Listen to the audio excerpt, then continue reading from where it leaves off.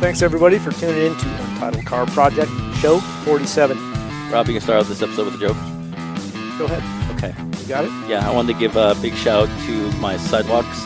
You probably keep me out of the streets. Good job. Good job. Full of the dad jokes. You're warming up the dad jokes. Hooray. That actually warmed my heart. Yeah. I think it was the shot of whiskey you just took. Oh. Cheers, gentlemen. Yes. Salud. Cheers. Got Cheers, our cheers. beverages. Beverages ready to go. Okay. Well, let's get it rolling. Okay. Hey, want to apologize. We missed a show last week, but it just kind of happened that way. Too many of us working out of town, couldn't get to it. But I figured you guys could manage a week off from our ramblings and rantings. We try our best, though. We did. We gave it a shot. As always, hit follow and share with your friends, please. Hit that like button. Hit that little share button and send it out to everybody in your text chain. It's actually working. I'm seeing the numbers climb some. Hooray. Nice. Yeah, pretty happy. So we're up to what, 10? 13. 11? Nice. 13. Hey, it's my lucky number. I'm okay with that. Heck yeah. High five. Yeah. Nobody else likes it, so that's why I went for it. I don't know. Yeah, nobody else felt sorry uses for it, it. right? So you're just like, you're in. This week on the show, we've got Mike Shaw from the Open Paddock Rallycast. Thanks for being here. You're Really welcome. Appreciate it. I'm Rob Spring. I'm Grant Gonzalez. Jeremy Molt. Let's get things rolling. So today we're going to talk about all things rally. Woo! We will try to cover all of your questions, even though we don't know what they are. So are we covering things with dirt and pavement, or like, are we just... Oh, no, it'll I don't be know. both. I know so little about rally, it's going to be a learning experience. By the way, I sent you that list, Yeah. and they changed it. Of course they did. Yeah. I did. I went through I even and made notes updated- and everything. I got like my Perfect. clipboard, and I'm like, yeah, did. this is all going to go sideways. You came so prepared. I know. I'm impressed. excited. I'm excited. Super impressed. Yeah, I changed it all up. I added to it. I subtracted from it. But you know what? We've Mostly reworded. reworded. Yeah. I was in the background. I We did have my cliff part. notes. Yeah. Grant was silent. He's like, I don't know. I don't know what to do. We're going to talk about project cars for sale. We're going to talk about building your own tools. And there was one other thing. What is it? Da-da-da-da. Is that the one I sent? Yeah. Parts. Custom parts. Yeah. Some parts. Okay. Alrighty. Did want to touch on our week off update. Grant, Yes. we had some time off. What did you use it for? Anything project wisely? Yeah. I got the differential back from Liger, Okay. and a lot of driving for work. Oh yeah. 'Cause Oh, I wasn't yeah, yeah. off. I was working, Man, you took the long way down there too. Yeah. How'd you drive down? I had to go down I-5 and then take the, and then what's the other one? The 505? No, 219. I don't know. Something Oh, like that. Sacramento? No, I had to go down to a lower state. Everybody's confused. You I went from Oregon down- to Las Vegas. There we the go. Same Oh, trip okay, that Fine, I we'll did. spill it. The same. Did you trip go down that through Arizona and back up to Nevada? No. He cut across somewhere down there. We went, so we through went, Death Valley. no, I didn't go through Death Valley. Oh, you didn't? No, I went down the I-5 the whole way. Mm-hmm. We cut over at, beforehand, oh, sorry, I thought he was muting me for a minute. I was like, what the heck? No. Keep going. Finish your thought. Yeah, we as soon as we got over the California border, we crossed over and went down one of the, not the I-5, but the one that runs parallel all the way down to Bakersfield. 395. Did you go through Reno? then? I-5. Oh, it's Oh, yeah. on this side of the 395, mountains. Yeah.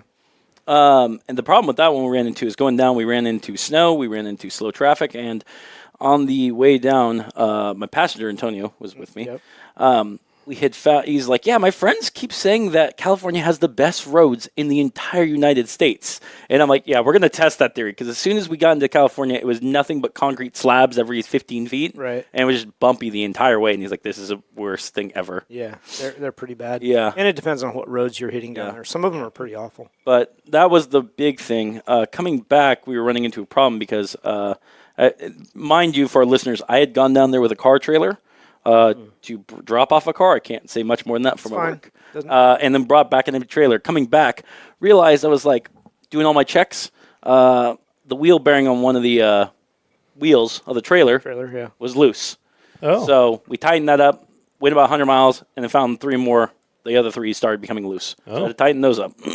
Yeah, you're going to have So, to maintain that You're just going to before keep blaming race the season. concrete roads, aren't you? I know, right? Just bouncing your way down there. So what Shook it free. we ended up going the way back, straight up I-5 the entire way, a much longer route. But it was like, if anything happened, major highway, easy to get off. Yeah. find something for a pair.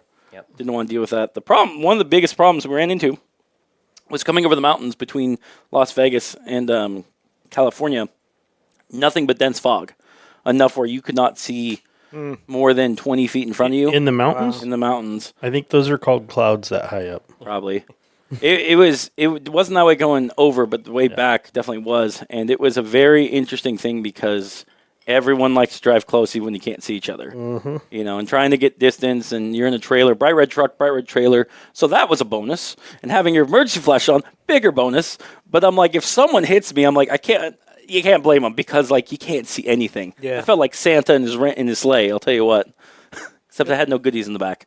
Well, I asked you to bring me something, but you didn't do it. I know. Rude. Well, What was he supposed to bring you? A 66 GT40. Oh, yeah. you see, now you ruined the surprise. Trailer was empty, too. Yeah. Yeah. I did stop at the Shelby factory again. I know. That's where you were supposed to pick up my car. I know. I did get a few other goodies there, though, so that was nice. All right. So, but yeah, other than that, in terms of racing-wise, just a little bit of work on Liger with the differential. Did you get it put back in? No, not yet. I got distracted last weekend. What? It's- You distracted? I know, right? Squirrel. And yeah, and right now I've assumed Liger will be done in about 2-3 weeks, and then nothing but practice, and we're gonna start going racing. You're supposed to have a Lamborghini that is out of the shop. That too. Jeremy. Have you done anything with Why it? are you looking at me? It's not my car. No. Right. It's not his car. What's No. it? Lamborghini's still at the same process it was. It's been all focused. So it hasn't moved. No, all focused on Liger since she's on jack stands with the front bumper off and the rear down, and Yeah. yeah. Yeah. I think we need to just take it out and set it on the side of the road somewhere and see if it goes away. Yeah, that could be a possibility. Yeah. Anyways, what about you, Rob? A couple of things during the time off. One, a little self-serving. I finished my second book. It is now in editing. So that will be coming out in hopefully a month or so. I didn't know you were writing the second book. Yeah, it's done. Oh, wow. It's done. It's in editing. That's amazing. Can you tell our listeners your first book? My first book is called A Sleepwalker's Nightmare. Author is Robert Allen. It's my middle name, so I used Robert Allen for that. It's a little bit hard to find. It's available on most online retailers, Barnes & Noble, Amazon, blah, blah, blah. You still haven't signed my copy, by the way. You haven't brought it in. Okay. Anyway, it's out there. I can share the link on our Facebook and Instagram. I can do that. So the next one is called Grim the Reaper. Okay. And hopefully within the next month or two, we'll have that available for sale as well. What inspired you to start writing the second one? I just had an idea Okay. of something I wanted to do, and I like it. I think it turned out really good. Pretty excited about it. I think it's better than the first one myself. I get pretty good reviews on the first book. People seem to like it, so that's cool. Anyway, I got a non-car related question to ask you about that. Okay. It's okay. Did you use or are you using any AI in this book at all, even for just none whatsoever. Good. Okay. Yeah, no, it's all out of my demented head. That's good. Yeah. No, he actually authored it. Yes. Well, because I there's did. sometimes like No, you're right, and that's a concern for people that really write their books. There's people out there that just type in an idea and they're just cut and pasting, Yeah. which is such bullshit. yeah. And no, this is all out of my own head, which I'm very proud of.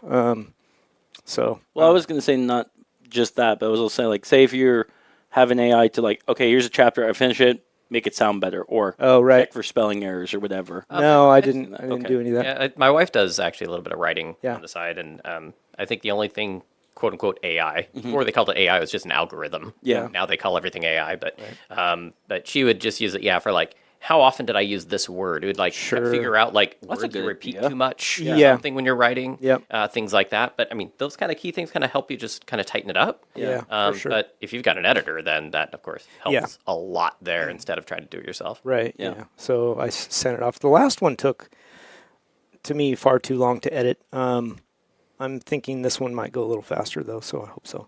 Okay. Anyway, yeah, I'm excited to get that out and released into the wild. What about you, Jeremy? Anything you did this week? I have one more thing. Okay. I actually put the C3 on the lift and started tearing into that. Nice. Tried to Okay. get it started.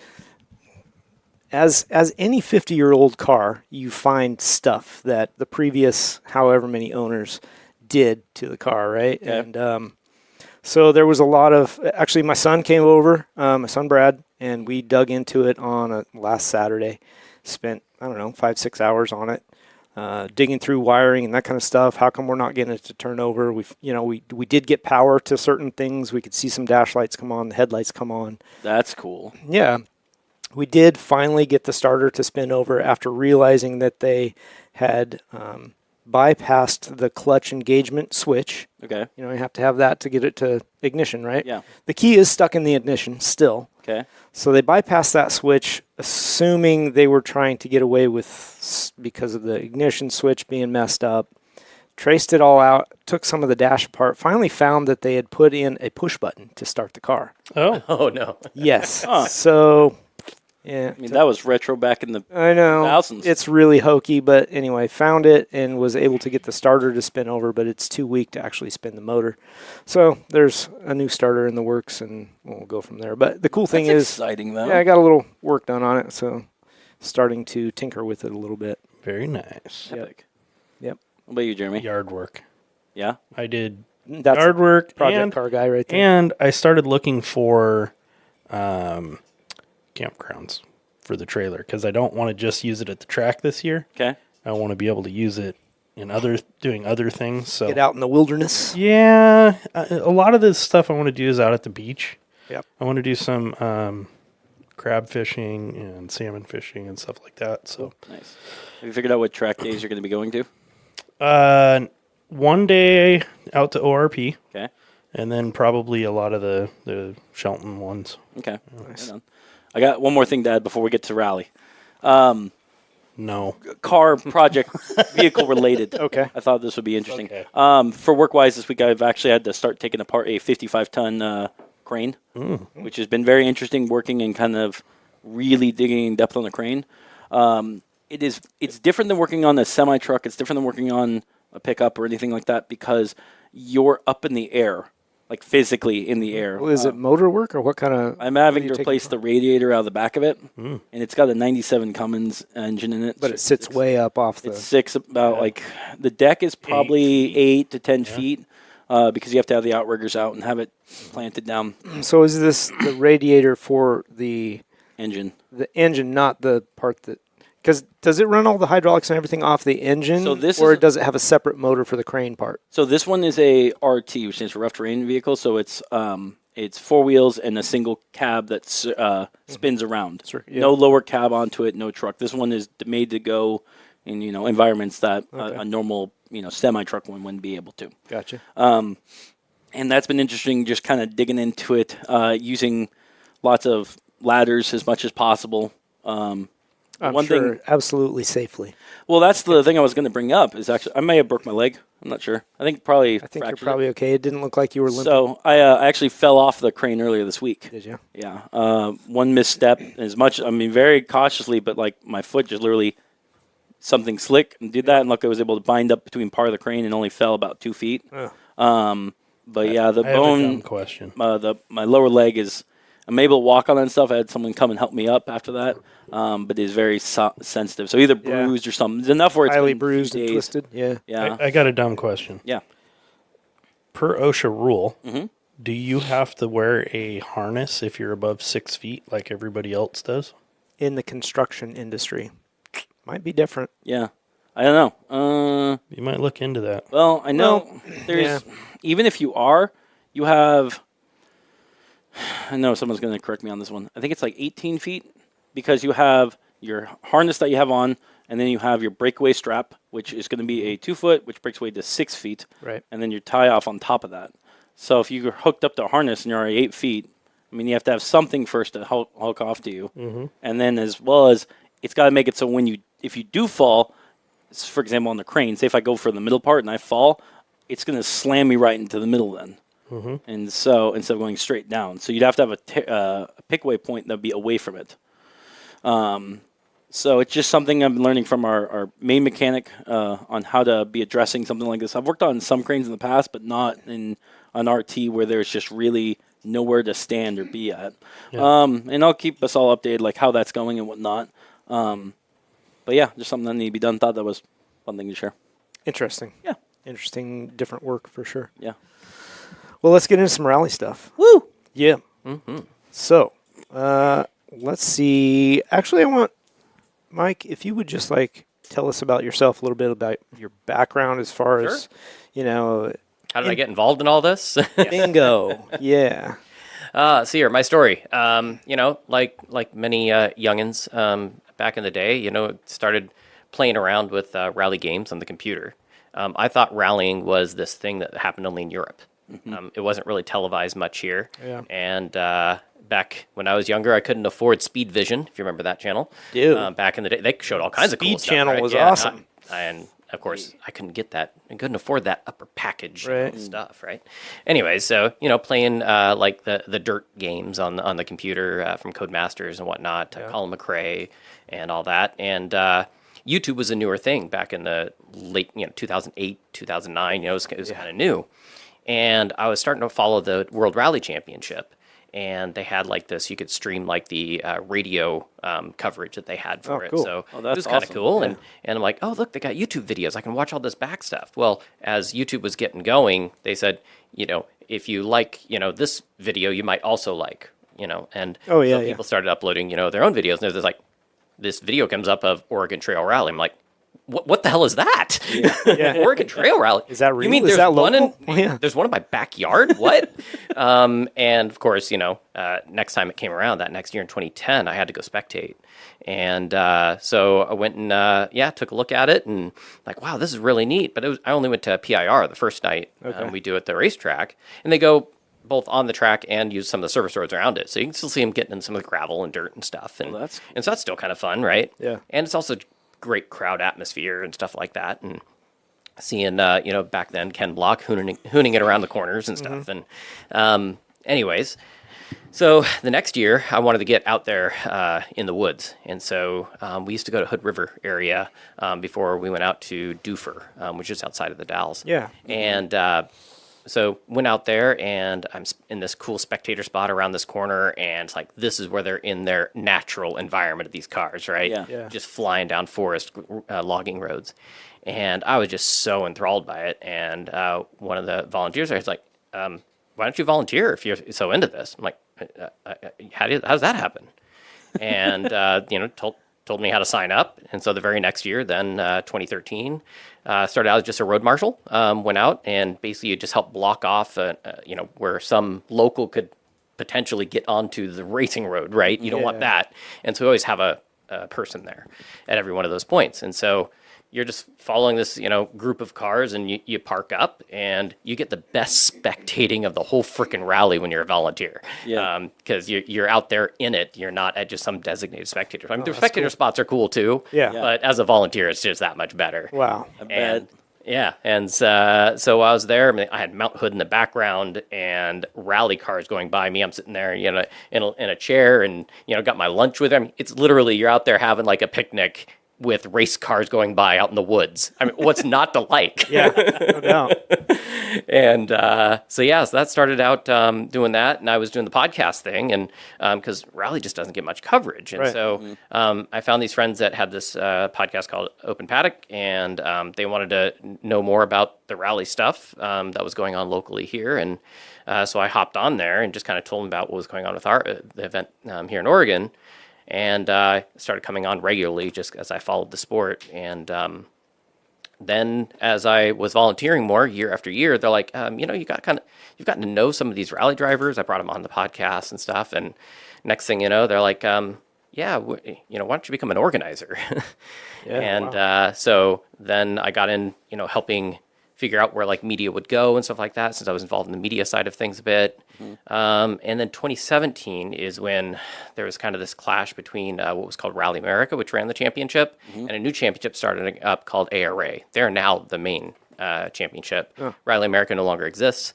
But that year that they started in 2017, they wanted to do live streaming. Facebook live streaming was a new thing, and they wanted to have somebody do some commentary for that. And the first event that they did in the U.S. because they're creating a whole new rule book, and they couldn't copy the one from Rally America or they get sued. So they went and got the one from Canada. The Canadians let us kind of copy their rule book, and so we used most of their rule book. And they did the first event actually across the way in Canada, a winter event.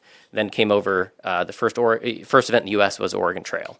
And Wow. like, we want to do this live streaming thing, and most of the local guys, so how about you be on camera? I'm like, Ooh, okay. That's exactly. that's not intimidating at all. And and you got Travis Pastrana and Ken Block and all these guys there, right? Yeah. So it was pretty intimidating at first, but it was so much fun. And they're like, "Hey, Oregon Trail went great." Back then, we did Oregon Trail first, then Olympus. So like, were you planning on going up to Olympus? I'm like, well, I usually volunteer up there because that's still, again, all my friends up there. And so went to Olympus, and they had me do it there. And I'm like, that's awesome. So how about the entire rest of the championship? What are you doing? Oh my gosh. Oh, wow. Wow. So for 3 years, I got to follow the championship all around the country. Wow. And do commentary for them. It was a lot of fun. That's All the way awesome. Super. Then COVID hit, and then Killed everything got everything. reset. Yeah, kind of. Yeah. But it is what it is. But Oh, that's cool, though. but yeah, That's so- quite the start. Yeah, pretty it's amazing. a lot of fun. Just for our listeners, can you describe the basics of rally? What it is, what we're actually talking about? There's so many flavors of rally. Sure. So when you hear Yep. rally, people get sometimes think of rally cross. Sometimes people think of TSD, time speed distance rally, and then sometimes they think of stage rally. And then there's also 2 different flavors of rally cross. So I'll start from the most basic one, SCCA rally cross. Okay. These are kind of like autocross, Yeah. where you're basically racing around cones in a field somewhere. You're on dirt. Okay. You just instead of tarmac, you're on dirt and you're racing against the clock. And they tend to do instead of, I think, with when you're doing autocross, it's your best time. Yeah. You do cumulative time. It's Okay. like you would do kind of more like in a stage rally with the rally cross. So there's that, and there's a whole bunch of them that happened up in Washington State. We're trying to get some more here in Oregon. There's one, I think they go down into a place down in Albany where the motocross track is. Yeah, Albany and do some, Supercross. they Yeah, do yeah. some rally crossing there. Yeah.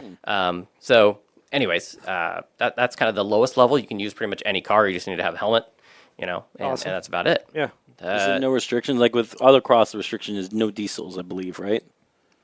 I don't know. I've never heard that rule. Really? Like I know I wasn't allowed to huh? race my excursion because it was too Well, tall, and it's too wide, too and they tall. said, "Oh, it's a diesel truck." I'm like, "It's Eh. not diesel." Yeah. I think there's a lot of factors in that one. not Yeah, just the yeah, there's a engine, lot man. more than just diesel. Yeah. Because I mean, you have what, like little VW Golf TDI, Yeah, whatever, true. right? Exactly, So yeah.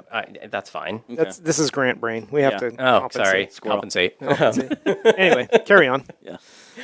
So the other form of rallycross was like when we had what was called the Global Rallycross Championship, or Nitro Circus's rallycross. Yeah, I've and seen that's that. side by side racing. Sure. On a short dirt or with jumps, with- obstacles. Exactly. Yeah. And that's a different form of rallycross Okay. than of course SCCA rallycross. Gotcha. And so that's just a side by side circuit racing of sorts. Just Yeah. they use dirt and whatnot and tarmac Yeah. combinations on All right.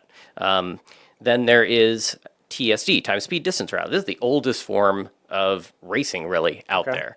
That's where you're basically you have a target time to get to a location. You're trying to go.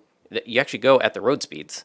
Oh. But it's you're trying to go a certain speed to hit a checkpoint at the exact second. Oh, you don't want to be too early. You don't want to be too late. Exactly. So every Oh. second too early Is a penalty. and every second too late. Oh, is a wow. penalty. Right. So Okay. you want to hit it just perfect, and anybody can do this in any car. And they're still around today. It's really fun. It's really they- competitive. Yeah. Do they do it off road and on road, or Yes, a combination of yes. all? Oh, I did sounds my amazing. first one 4 years ago. Yeah. It was called the Norwester. It was up in Washington State, and then there was one down here in Oregon I did. They do the Norwester once every 2 years, but there's all kinds. There's No Alibi. There's ones up in Canada in the snow. There's tarmac ones. There's Mountains to the Sea. There's several of these things. And the cool thing is, you can use any car. I just used my Subaru Outback. Me and a friend, who was co-driving for me and navigating, and you just gotta.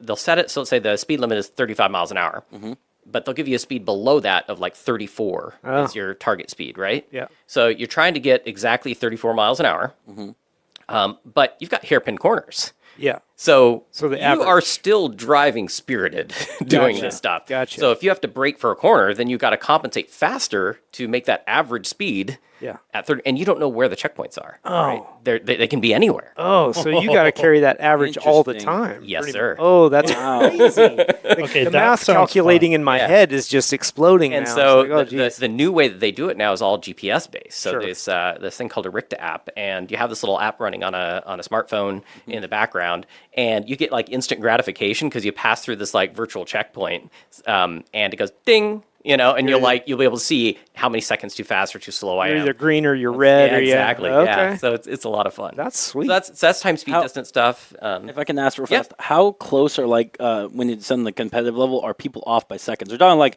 3 seconds. We're talking like hundreds of seconds. In the unlimited class, where these guys have literally car computers, Yeah. those guys, you're talking tenths. Yeah. Wow. Yeah, they will go, an entire stage and they'll lose one. They'll get 1 point. What's the or typical zero. length of those stages? I mean, how about this? The Nor'Wester we did over 3 days was 600 miles total, but the competitive miles was, I think, about 250. Wow. Rob, So we the gotta rest do of it was that. transits. Jeremy, we got to do that. Sounds fun. But Yeah. it was That fun. sounds fun. Yeah. And the thing is so there's a couple of versions of that. There's like the tricky, trappy ones. They're like called Saturday night rallies. You'll have those around Portland area, Okay. and that's where they'll like do. They'll give you a route that isn't very clear, and so they're trying to trick you and stuff like that. So those are just little short ones that are done like just like Yeah. in a late afternoon or an evening, and everybody goes for beers afterwards. But then there's these touring style ones. That's the one I'm talking about. This Nor'Wester Yeah, one that's yeah. multiple days and things like that. Gotcha. And those are the ones that are the most fun. And they take you out on roads you would never know to drive on. Really? And you go to these beautiful places, but it's like you're trying to stick your time. Ooh, this is really pretty out here. Nope, stay on my time. yeah. Don't want to get distracted. When you have your co-driver out with the phone just videoing and be like, I'll show you right. later. Yeah, exactly. Grant has to sit in the back seat because he's totally distracted all the time. Yeah, it's Somebody all about else the needs to squirrels. navigate. You want to put He's the all monkey about in the the back? That'll, oh. Yes, monkey in the back. So that's time, speed, distance stuff. And then there is, of course, stage rally. Stage rally is what the World Rally Championship is. It's what the American Rally Association Championship is. And that's the one that I'm organized the event for. Okay. And that is one car at a time against the clock at full speed. Fast as you can do it. As fast as you can go. Exactly. There's several different car classes. I'll get into that in a sec. You bet. But basically, these cars all have to be street legal, meaning you are transiting to get to the racing stage. So you leave the gotcha. service park, which is where they work on the cars. They like pit stop, Yep.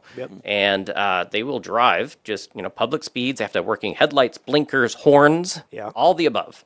And then they get to the racing stage. They enter into the control zone. And when it's their minute to go, Yep. cars are usually separated 1 minute at a time. Because the idea is you don't want to pass a car Right. on the stage. That That's means a safety somebody's concern. messed up. Yeah, exactly. Yeah. Somebody's got a puncture or something. But the idea is just, as soon as they get the green light to go, and it is flat out, no matter the surface, could be tarmac, Yep. could be gravel, could be snow, could be combination. And Of all they three. go as fast as they can all the way to the finish. They have a co-driver next to them. That's where they read off pace notes. I'll get into that in a second. And when they go through the flying finish boards, there's somebody with a clock there, and they kind of punch the time that they pass through these flying finish boards. Yeah. And the car slows down, goes to a stop control, and that's where they radio to them, here's what your finish time was, and they write it on the time card, and then they go back into transit mode, and they go normal public road speed to the next stage. Yeah. And then go full speed again. That's awesome. Yeah. So the finish line actually has a physical person pushing the button. It's not like on the autocross where you have a laser cut. They've tried using timing lines like that before. Yeah. Problem is dust. Yeah. Oh, good point on that one. Yeah. Dust makes that totally useless. So it's Dust and distance, because those, they're like 6 miles, Well, there's ways around that, but 12 miles. Yeah. So does that mean, is there ever then been a So the new thing that they do now, Yeah. that's the traditional way, and we still do that as a backup. okay. They now all use Rally Safe for the national championship events. Now for the regional events, we'll still use the timing clocks. Okay. But and again, we use them as a backup. We'll still have Yeah. somebody at the flying finish boards hitting the times, but they actually have a special GPS device in their vehicle, and they will cross the finish line virtually And so it's that same point, Yeah. and everybody will get a specific recorded time from that. Yeah, pre-programmed start and finish points. Yeah. Yeah, gotcha. Yep. Nice. Yeah. Yep. Totally makes sense. Do you race? Do I race myself? No. Yes, you do. Okay. I only TSDs. I've done that. Yeah, well, I mean that's competition. Yeah. a little different. I've done a class up at Durfish. Yeah. Teaches you a lot about obviously car control and weight transfer and all that stuff. But yeah, it's a spendy sport. Maybe Oh, yeah. someday. Yeah. But it's Well, even doing the class gives you an idea of what they're going through in the Oh, cars 100%. all the time, which Yeah. is useful if you're going to be there all the time. And yeah. that's awesome. Who was your instructor up there? I honestly don't remember his name because when I went up there, it was so long ago. Dirtfish was just getting started, and there was actually a Groupon. Oh, nice. So I got in on that. That must have been like 2013, 2014, something like. Yeah, it was very early days for them. Yeah, Yep. that's really cool. Nice. So, how'd you told us how you got involved, but like, Yeah. what's your favorite aspect? What keeps you coming back? I have to say the people. Yeah. There's both the competitors and the volunteer group. You know, the people that are part of volunteering for this, this annual event, they all just come together and everybody just, works so hard to make this thing, go together. And it's just like a big family. We jokingly call everything the rally family. And from the competitors' side, what's neat is I've never seen a form of motorsport where a person that's directly competing, they're in the same class, competing with somebody else, and that person has a part that broke on their car, and they don't have that part, but their closest competitor does. He's going to give them that part because he wants to beat him on the stages, not because of mechanical. Exactly. Yeah. Yeah. And they're looking out for each other out there, and it's just the camaraderie mixed with the competition is what makes this so great. Yeah. And of course, again, you're Oregonians, you like the outdoors. So, I mean, what's not to like? Again, you got car racing out in the outdoors, and it's the purest form of racing. You don't have somebody, bashing into somebody, cutting somebody off, or whatever. It is just the driver and co-driver against the conditions, right? And going as fast as they can. There's nothing to really stop them, or whatever. The only real issues they tend to run into is like dust buildup and things like that they get frustrated with. But other than that, it's just them Well, particular and, conditions. track conditions change throughout the day. It gets rougher. Your second pass on that stage absolutely is going to be very you start different. developing potholes and ruts and different lines and that kind of stuff, depending on if it's dry or wet snow, all of that stuff. And first car on the road is like- a sweeper, and they're going to Yeah. actually sweep the loose gravel away. Okay. You're Yeah. better off actually being like fifth or sixth on Right. the road because Yeah. that's where it's actually that loose stuff swept away. Now you're down to the bedrock, and Got some it traction. grips better than tarmac. Yeah. It Yeah. really does. 'Cause The it's spiky. braking of these cars. Yeah. Have you seen the tires on these things? I was going to ask you Yeah. about it, actually. Yeah, they're pretty impressive. What kind of tires do they run? I mean, they're not street tires. No, they are not street tire. No, they actually have specially reinforced sidewalls because of the way they slide around the corner. You get a puncture Yeah. in an instant if it wasn't Yeah. for the way these tires are designed. So these are specialized rally tires, usually from Pirelli. Max. You have them from Maxxis, Michelin. Several Hank different- Kook apparently is doing them for the World Rally Championship this year. I had no idea they made a rally tire. Oh, yeah. Does that mean competitors are allowed to swap out their tires for the road tires between stages? Nope. You wouldn't. So you have keep the time. same tire even on that. Okay. Yeah, you would. I mean, they'll have a spare, sometimes two spares, Yeah. and if they're starting to wear after a long loop, depending on the length of the loop, they may swap tires. We give a lot of time on the transits because we don't want them to speed on the public roads. Yeah. And so it gives them time to stop, maybe change a puncture or something like that, or if they want to swap tires to newer ones. So sometimes, depending on on how the stages are laid out, they might take advantage of that to put on some fresh rubber, maybe some softer rubber for a specific stage that they think they're gonna get more performance out of. Okay. So in stage rally, I know that each stage is a different length.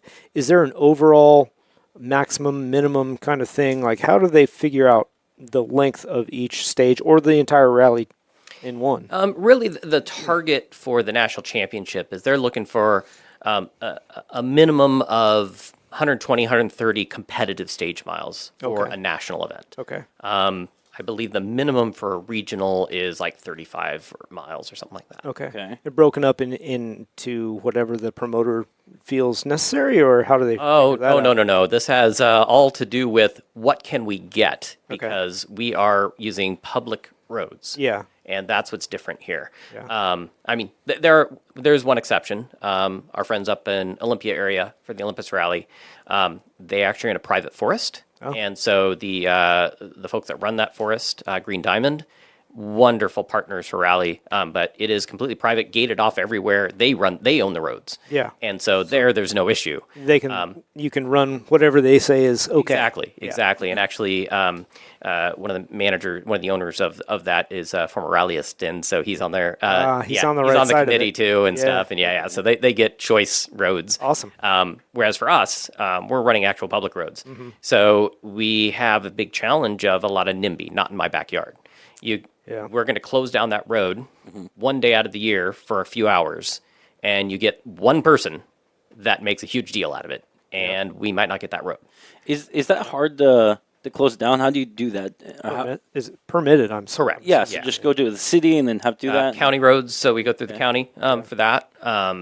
Sometimes it's working with the city. We'll work with the city. So as an example, our Saturday part of the event is in the Goldendale area, and so we'll work with Klickitat County for closing down the specific roads. But we also notify every household that's on that road, work out any issues with them, try and make it as hospitable. I mean, the way we try and sell it is, bring your friends over to your house, have a barbecue, set out your lawn chairs, and watch cars race by your driveway. I mean, Why not? why not, right? Yeah. And that usually works out pretty well. So there's several roads out there, but we also work with the city to. We're using the high school as a surface park. Okay. And so we use that, and then we have a park expose. It's kind of like the car show before the start of the event. Oh, yeah. Where we bring all the cars together. It's kind of the one place you can kind of see everybody all at one place close and because personal and- exactly. yeah. And so they line up all the cars, and we do that in downtown Goldendale as a park expose. Same thing in downtown Dufur, little old downtown Dufur. We line up all the cars there, Yeah. so it's a great way to kind of show off everything. So you have to work with the city to get a permit to use the road, close down that little section too. So Yeah. They do it on the paddock at PIR also. Sure. So yeah. it's cool. I think that's my favorite part. yeah, is the expose. it's cool because you get to see everybody all together. Because otherwise, it's one car going. It's a constant traveling circus. Is the way around. Yeah. Once it starts running, Yeah. it never stops. Gotcha. So you've got cars have to start on their minute, and then when they finish, they're transiting. They got to get to the next stop by a certain minute. They have a certain transit time, so they got to start at that minute. And then they get into service. They have a certain minute they're supposed to enter into service. And if they don't go in that right order, if they don't start on, go in on their minute, they get penalties. Yeah. So, and that can be very costly. You go too early, it's a bigger penalty than if you go a little late. Oh. And everything in the rules mostly revolves around safety. Yeah. With the reason why going too early is a bigger penalty is because the cars are run in order of the fastest car first. Makes you don't want a sense. slower car going before a faster car. Yeah. And that's why they over penalize, I guess you would say, a little bit to somebody trying to go early in whatever the instance is, because you don't want that happening. Well, wouldn't that be kind of the same though? If a faster guy misses his time slot and he goes later, he's let say 2 or 3 slower cars go in front of him. Well, now all of a sudden he's still faster. Potentially, yeah. Yeah. So that's, I mean, there are challenges there. Yeah. But yeah, the main goal is to, just try. Ultimately, he's going to stay pay in the price order. if he catches up with somebody, though. That's 100% correct. Yeah. Gotcha. So Makes sense. day one, Yeah. they go reverse order. So it's the slowest first. Yeah, if you want me to talk about our event coming up, Yeah, yeah. So Oregon Trail Rally is going to be May 16th through the 18th this year. Coming right up. And yeah, it's coming right up. We're got a meeting tomorrow night. Where is it located? Where's So the rally we do, happening? so a 3-day event. So we start off Friday night. We'll be at Portland National Raceway. We've been doing this for probably over 10 years doing it that way, and that's where the cars will do 30-second intervals to make kind of more of a show, and they go in reverse order because we want people to stick around to see the fastest cars. So we actually go slowest car first Makes in that. sense. And plus PIR is kind of a short place. Yeah. And so we just make a little, I think it's about a 3.5-4 mile way of going both again on the track and off the track and kind Yeah. of looping around. Okay. Stage there. So they do it twice. So they have a earlier run that they do. So I think first car out is 6:00 p.m. and then there'll be a service break in between for about a half hour, 45 minutes. The idea is kind of wait for it to start getting darker. And then we kind of have a night stage. And so That's cool. as the cars start going through, as it gets darker and darker, it's always fun to see these cars racing at night. I have a question about the Portland. So at the PIR Mm-hmm. facility, how much access does a fan have? How much can they go out, into the more off-road areas and see that kind of stuff? Where can they go? The spectating is pretty open. Other than, I mean, you're going to be stuck with like the bleachers and some of the visuals like that. Unfortunately, the areas that are out by where the gravel is, there's no way to get people in and out. Ingress and egress is the problem when it comes to spectators when you've got live stages. So, but we have them race around, coming in the backside over by the motocross track. Yep. Okay. And so they'll come in and come into the grass over there, and we'll make them do a donut sometimes in some place or whatever. And so people can see them kind of doing some stuff in the dirt there. Yeah. But then, the other spots, is going to be through on the track, or you can still see them through the fence and whatnot, where they're going pretty fast on the gravel stuff. It's just you're not going to be like right up next to them or anything Gotcha. like that. Okay. So, So but the access to the teams and the cars in the pits is. There isn't another version, I think, of racing there that gets you that close. it's Gotcha. unlimited. Yeah. Yeah. Okay. Yeah, you can walk up and talk to anybody. Teams love to have you go sit in their car and check it out and damn. stuff like that. Oh, yeah. We've got to clear our schedule for that weekend. I agree. Oh yeah. so I will be there Friday night 100%. Yeah. So that's Friday. Yeah. Then that night, they all pack up and we drive 2 hours Yeah. and go to the Dalles. And most people stay overnight in the Dalles or go up into Goldendale directly. So the teams will then, after getting in their hotel at midnight, they're going to be up at probably 5 a.m. to go out to their service spot and start setting that up to get their cars ready for Park Expose, get their cars in there at like 7. And then I think first car out is 8 a.m. Okay. usually. Let me ask you about that then in Goldendale. Mm-hmm. Where's the actual track? Where's the What racing? roads are they running? Yeah. So if it looks like we're not 100% finalized on our roads yet, but we're going to use most of the ones we used last year from what it looks like. So from a spectator standpoint, you would be seeing where they come along on Dalles Mountain Road. There's a great spectator spot at an apex as they're kind of coming down around the hill, and it's a probably about 120-degree corner as they're coming downhill and sliding around it, kind of off camber before they go flying, step on the gas again to go to the flying finish. And those are public roads? me, tripping on that. Yeah. Public lands is what I was going for. So this is the land over there. There's a landowner. There's a lot of farmland out there. But Yeah. we have this spectator spot where folks can walk up. It's a side road. Okay. And so we have all the spectators kind of go up in this kind of open area from the side road that connects up at that intersection. That's cool. And so, the cars will be lined up for a mile, probably people parking to walk out there. But Watching, sure. to watch it. But Yeah. so that's one spectator spot. So Dalles Mountain, far on the road itself is crazy because that's the one that literally is you're going along the gorge with the cliff on your side. Yeah. They're going 100 miles an hour. We usually start out downhill, and then later in the day they come back uphill. Okay. But that one's a pretty sketchy road to go 100 miles an hour flying around a corner, and there is a large. I'm not saying I've done that divot. before, but I can understand. Not in the gravel. Yeah. There's some. Anyways. So a couple of years ago, I was watching Travis Pastrana. Yeah. He was talking about it during the pre-drive. Yeah, where when they're doing the recce. Yeah, where they Yep. do their stage notes. They're doing the notes, yep. And he's like, it's crazy to think in 2 days or 3 days, I'm going to be here doing 130 miles an hour, and there's no guardrail. Oh, there's no guardrail. Oh, God, no. Oh, No, this is just open, dude. Yeah, Wow. Okay. yeah. No Yeah. guardrails. Okay. That's a whole nother butt pucker. Yeah, for sure. So that's that road. Then we use Maryhill Loops Road, which is that little beautiful piece of tarmac that's Yep. right there, right next to the highway. Yep. Yeah. And so they keep the gravel tires on, and they go racing up that.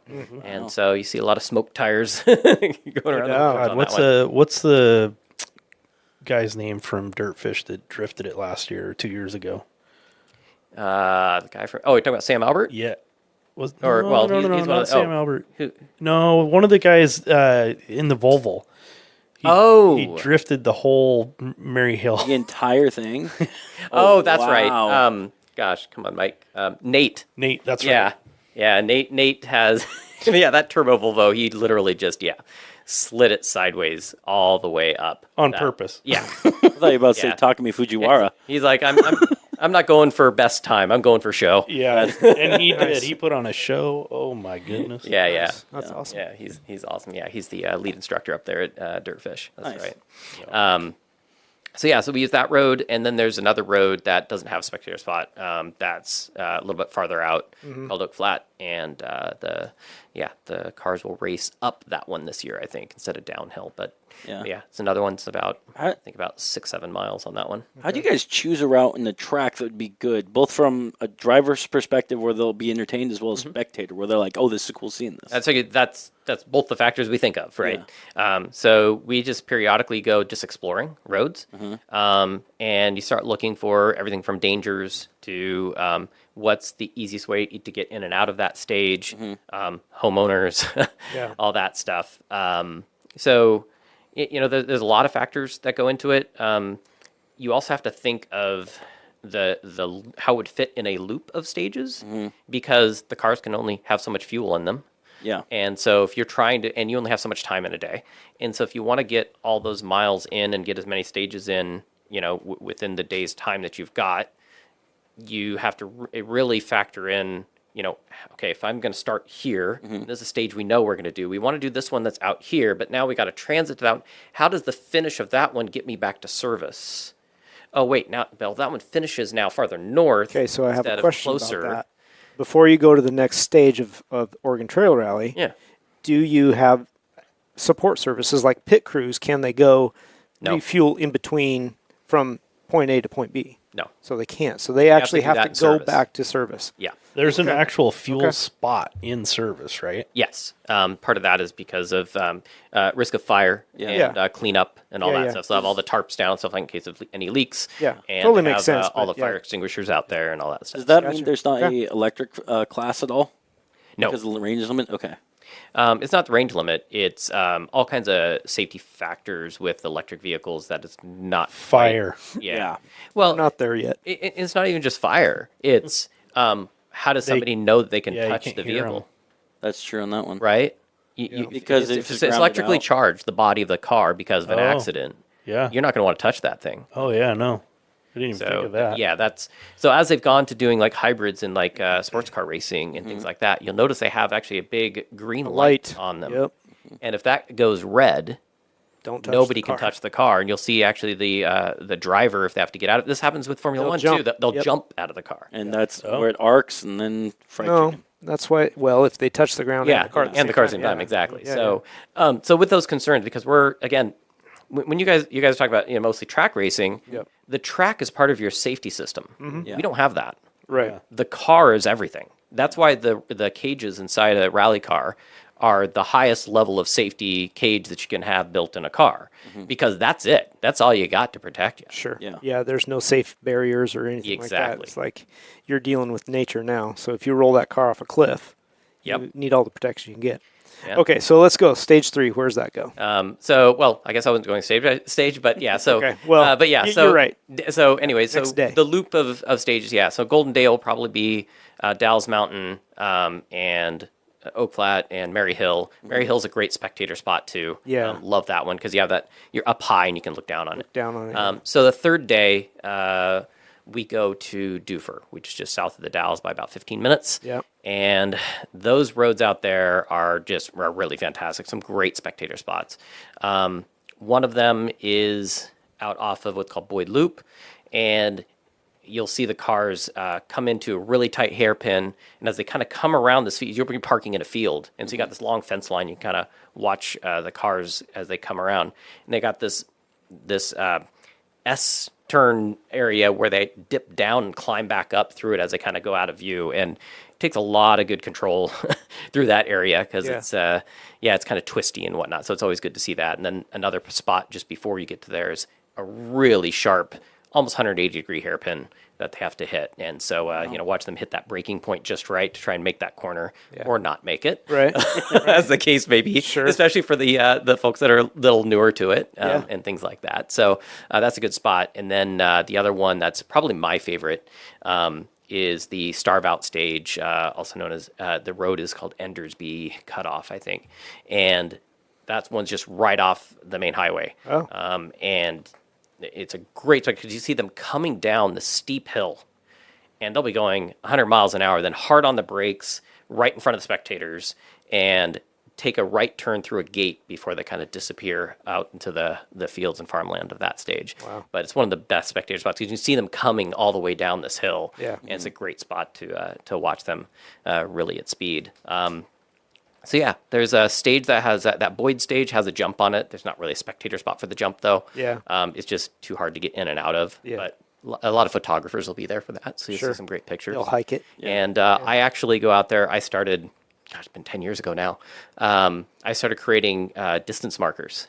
Oh. So first I was doing it just like with a marker, making 10 foot, 20 Yeah. foot. So every Yeah. 10 feet, I made a marker Yeah. and put a stake in the ground.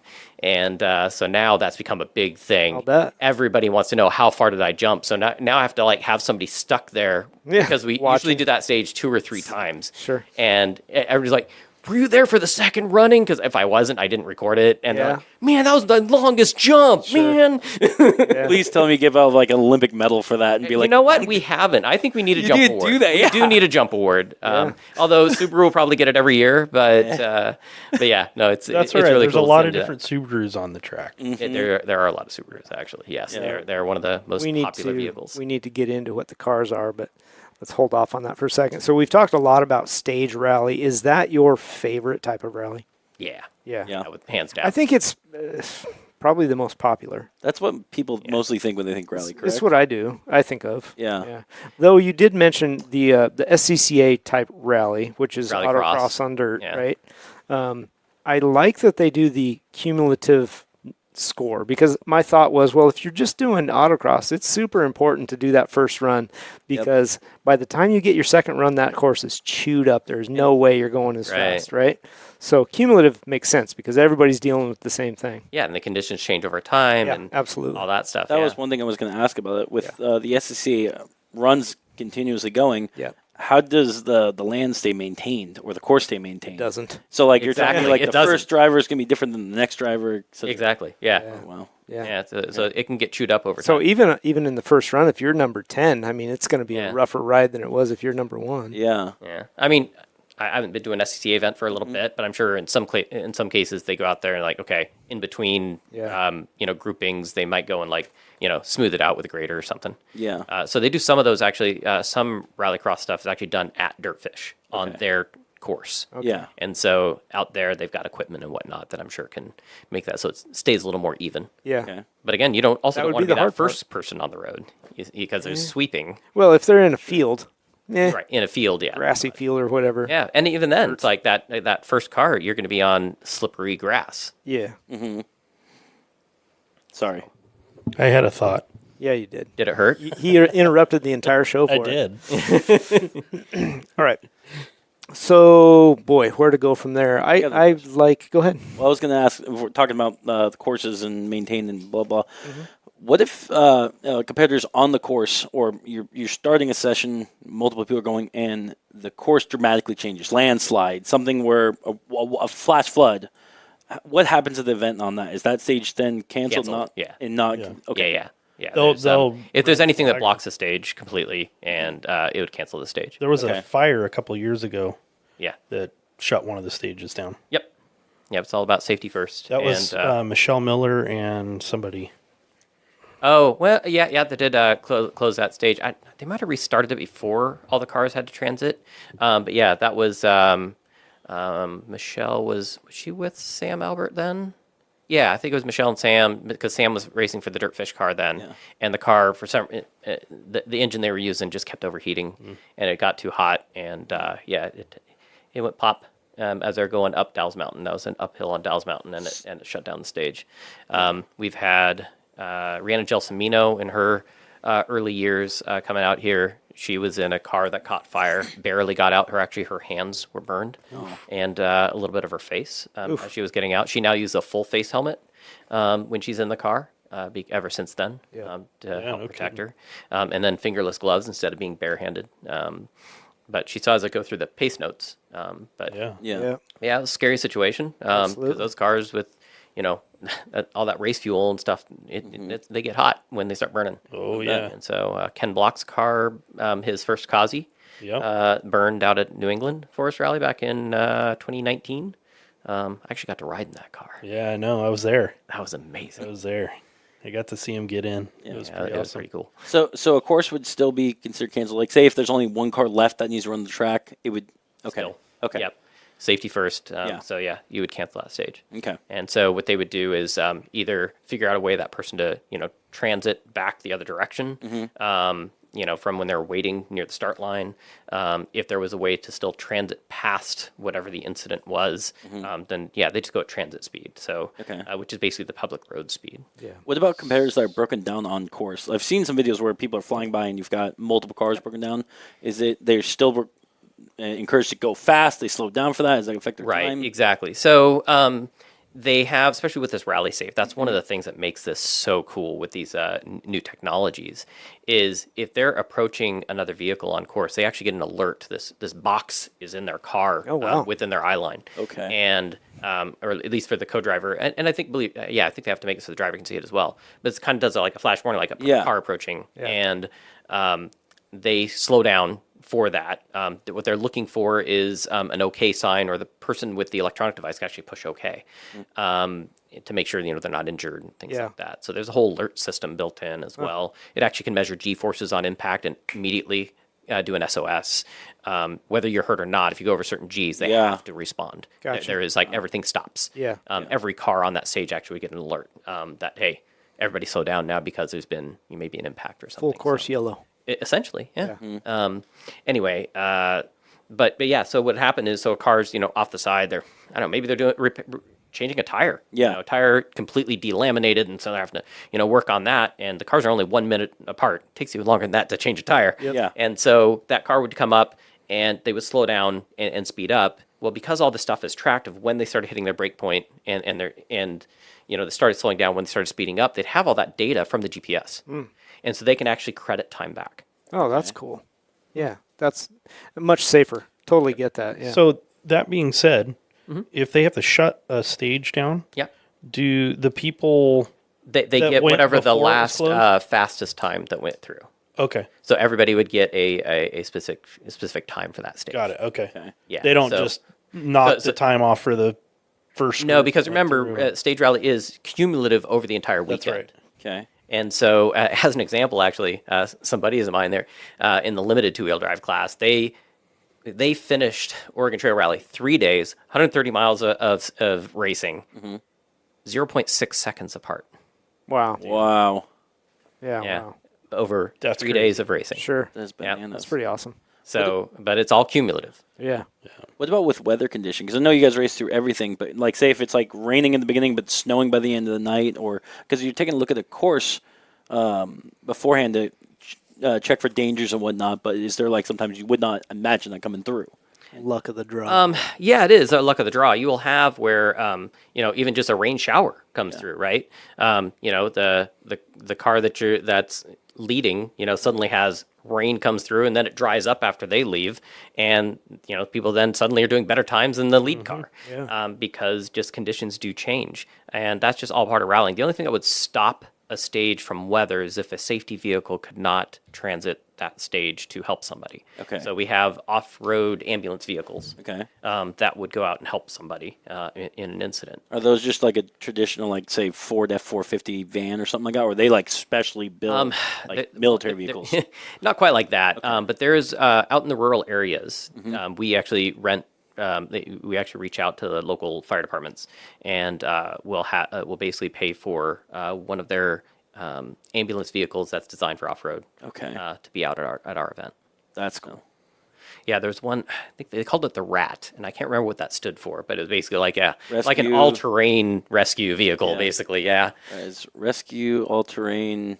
You have no Drama. idea. I don't even know. try. It's like two T's in it. I don't remember what it stood for, but yeah. So, so thinking about how it can affect weather can affect your speeds and that kind of stuff on course, and it could be a midday shower. Those guys are going to get slower times.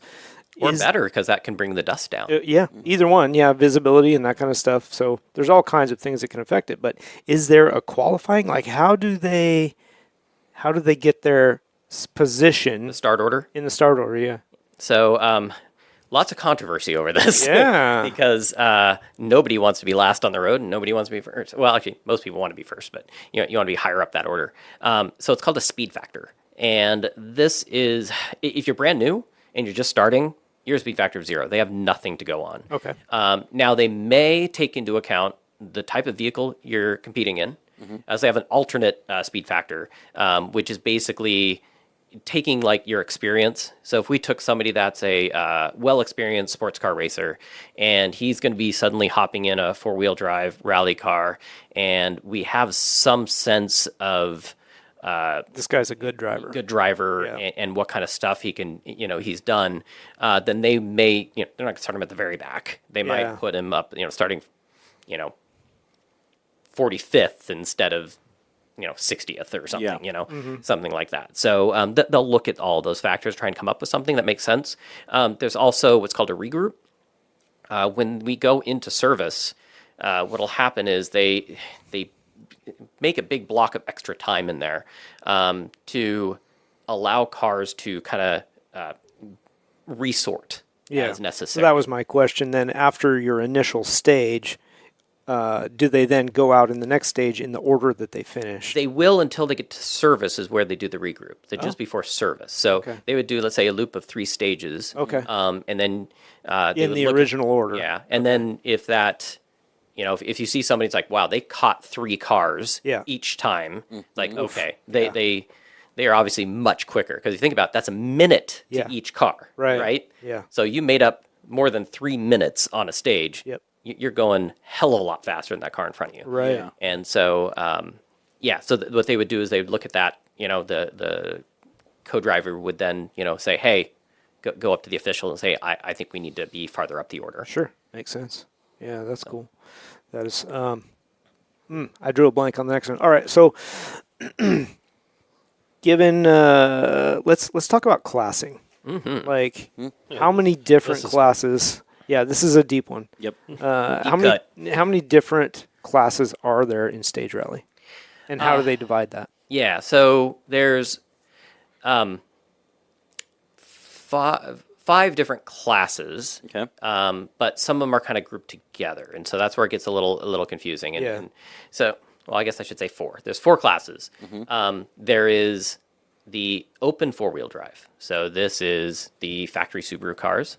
Okay. This is open 4-wheel drive. This is where you can put not any motor, but because there's displacement limits. But it's like where Sam Albert can put a Ferrari V8. Flat crank V8 inside a Subaru. Open meaning you can pretty much do anything to the vehicle. Right. There's still restrictions, but you can do pretty much anything. Within a certain leader. Right. Yeah, exactly. A certain amount of performance per liter Displacement, kind of yeah. stuff, displacement, all that stuff. That's where the Chevy Sonic out in the Midwest by Pat Morrow, he's got a LS V8 in a Chevy Sonic. Sure. Why not? Nice and light Right. little chassis, right? Yeah, right. Oh, please tell me his tailgate says "boom" on the back of it. Boom, I like it. Yeah. Anyway, so that allows all kinds of vehicles of the top class. Yeah. And then you've got kind of mixed in with that. They're considered open 2-wheel drive, but they're in a cup. Okay. Called RC2. RC2 combines the FIA homologated cars that you would get in the World Rally Championship, the step down from them. These are the cars called Rally 2 or R5 cars. Okay. You'll see these things from Skoda, the Ford Fiesta. You'll see, the Hyundai i20. Toyota just now came out with the Yaris that's in the a Rally 2 of the Yaris. You've got so several manufacturers make these Rally 2/R5 4-wheel drive fully homologated from manufacturer Wow. rally car. Okay. And they're not quite as fast as the factory Subaru, probably about a second per mile slower. But in a tight, twisty stage, they're more compact. Still fast They can as be, shit. yeah, dude, Yeah. yeah, Yeah. It mind-bogglingly quick. Yes. But they are just like a half step down. Okay. Then they also mix in with that is some of these cars that are a little bit more affordable version of the Rally 2s. FIA came out with these kits where you can have there's a kit from Orica that is called the R4 kit, and it's got some standardized transmission, computer module, engine, and transmission. You can bolt those into multiple chassis. From wow. you just go and buy a Yaris, and you can bolt in the sequential set of gearbox and all this stuff. It's all designed to fit within this chassis, or Ford Fiesta or whatever. And so that these are the maxi cars or something like. Anyways, it's this R4 kit that you can get. Down in New Zealand, they have the AP4, which is, again, just a more affordable kind of kit that they do in multiple chassis. Asia Pacific Championship, AP4 is where that comes from. Gotcha. We've had one of those come over before.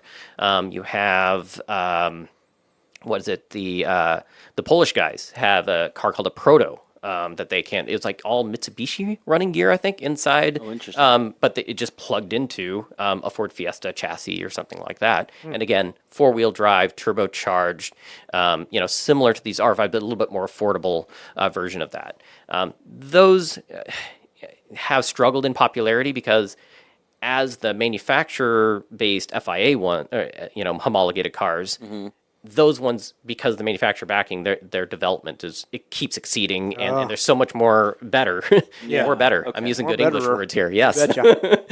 but they're so superior that what'll happen is the used one of those when they got on the market, they're as affordable as these AP4s and the R4s and things like that. So you have a market that's kind of struggling because like they wanted to make something affordable, but then when you get to the used car market of these higher end ones, that actually is pretty affordable-ish too. Yeah. And when we're talking affordable, I'm talking $250,000, $300,000, versus $600,000. Yeah, Sure. Yeah. In the exactly. racing affordability. Yeah, exactly.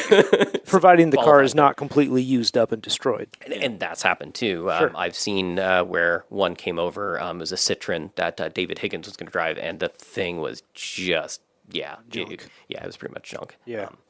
So Okay. And so that's those are that's the open 4-wheel basically- drive. So Okay, that's the open So class. that's the top fastest cars. The next step down would be the limited 4-wheel drive. Okay. These call it limited open, but the idea behind that one is something that you could still build yourself. It's still a factory engine, and so minimal things you can kind of do. Sure. But not quite production because you can. You need to strengthen them. Yeah. There's a lot of stuff that would break. They wanted to really get into like when the newer Subarus came out. The chassis was just so much bigger than what it had been with the Impreza era, and so they had to allow people to strengthen suspension and things like that. You still can do whatever suspension you want on these cars, but just the way the mounts were and stuff. So they breaking that stuff off. basically. So they had to allow some customization. Then they also wanted these guys to be able to be a little bit faster than what would be just a production car back in the day. And so they allow sequential gearboxes, which actually are more reliable in a lot of cases. Yeah. believe it or not. CVTs. Okay, not CVT. But yeah, so they've these limited 4-wheel drive cars are still really quick. Yeah. The vast majority of the cars you'll see in that are the Subarus and Mitsubishis. But then they also added to it recently. There's a newer class that came out about 3 years ago in the FIA again, and that's what's called a Rally 3. These are the smaller I don't know if you remember, there was like the 2-wheel drive version of like a Fiesta Yes. that would race in the World Rally Championship called the R2. And they took that R2 chassis and they made it 4-wheel drive.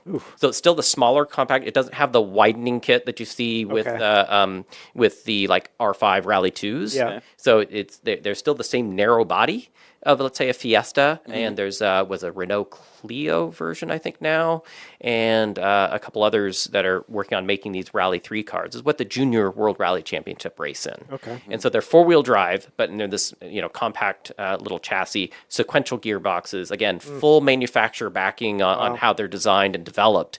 And so, but not the price of a Rally 2. Right. The Rally 3s are the step back from that, right? Yeah. And so now you're talking about, new car, I'm guessing 250 grand, something like that. And they're trying to get those cars to compete with the limited 4-wheel drive home builts they let those have a little more power, but they're heavier and they're not factory, Yeah, the design. balancing. Yeah. So they're trying to find the balance performance between those two. Yep. But those are in the same class. So that's all in the limited 4-wheel drive class. Wow. Okay. All right. Next class. Next class. We'll stick with 4-wheel drive one more time. Okay. The NA 4-wheel drive. This is a naturally aspirated 4-wheel drive cars. So no turbos allowed, but it is technically an open class. So they can do a lot to these cars.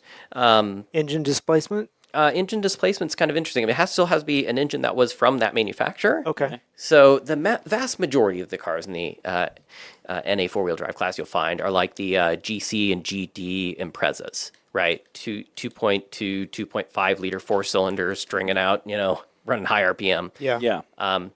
But you can meet that class and do an H6 swap. What's Okay. an H switch? You can take the 3-liter horizontally opposed 6-cylinder Okay. out of the, let's say, the Super Outback came with those. You could get those in some of the other cars, Okay. and it will fit. Okay. Tight, but it will fit inside the chassis of an Impreza. And that's legal. And that is 100% legal. All right. So so- you're not limited to engine size in that one? Like, say you could put a V10 Viper motor in there? No, No, you can't. you okay. can't. Again, It that has to be from the same manufacturer. manufacturer. Has to be from the same manufacturer. Yeah, there's some limitations there. So a Ford Fiesta. Yeah. So put know, in like a they Shelby Predator motor in there. Godzilla. Let's maybe don't get carried away. A 4.6. Okay, 4.6. But Don't they bring that up. But Why they, would you? But they don't make a 4-wheel drive. So NA 4-wheel drive had to come 4-wheel drive. Oh, gotcha. So okay. yeah, All so right. it's kind of this weird, like, it's kind of open class but kind of not. Does that some years matter at all? The year of it matter? Yeah. So, because Ford does make a good amount of NA 4-wheel drive trucks and SUVs, like the Explorer back in '97, when that was an all-wheel drive one, not a selective 4-wheel drive that you could have, and you could even put a 5.0 into there. And they Why did would you come do with a that? You 4.6, could just didn't go they? get a. No, they came with a 4.6, Cyclone. they came with a 5.0, but they were an all-wheel drive truck, not a 4-wheel drive selective.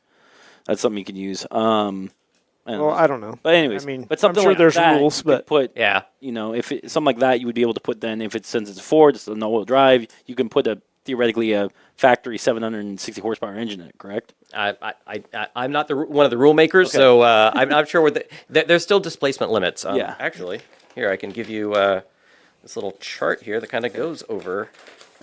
See, he came prepared. There you yeah, go. Look at that he's picture. way It'll more show you the different prepared than you are. classes, NA4 and all that, and it'll show you displacement and all that. There you Okay. go. Okay. And weight. Despite our weird But tangents. weight is in kilograms, so you'll probably be confused. Okay. Yeah, I'm kind of. if you listen to any of our other episodes, I'm kind of the guy who's like, "Ooh, how do I modify? What do I put? Yeah. I get to do stuff." No, it's all good. Yeah.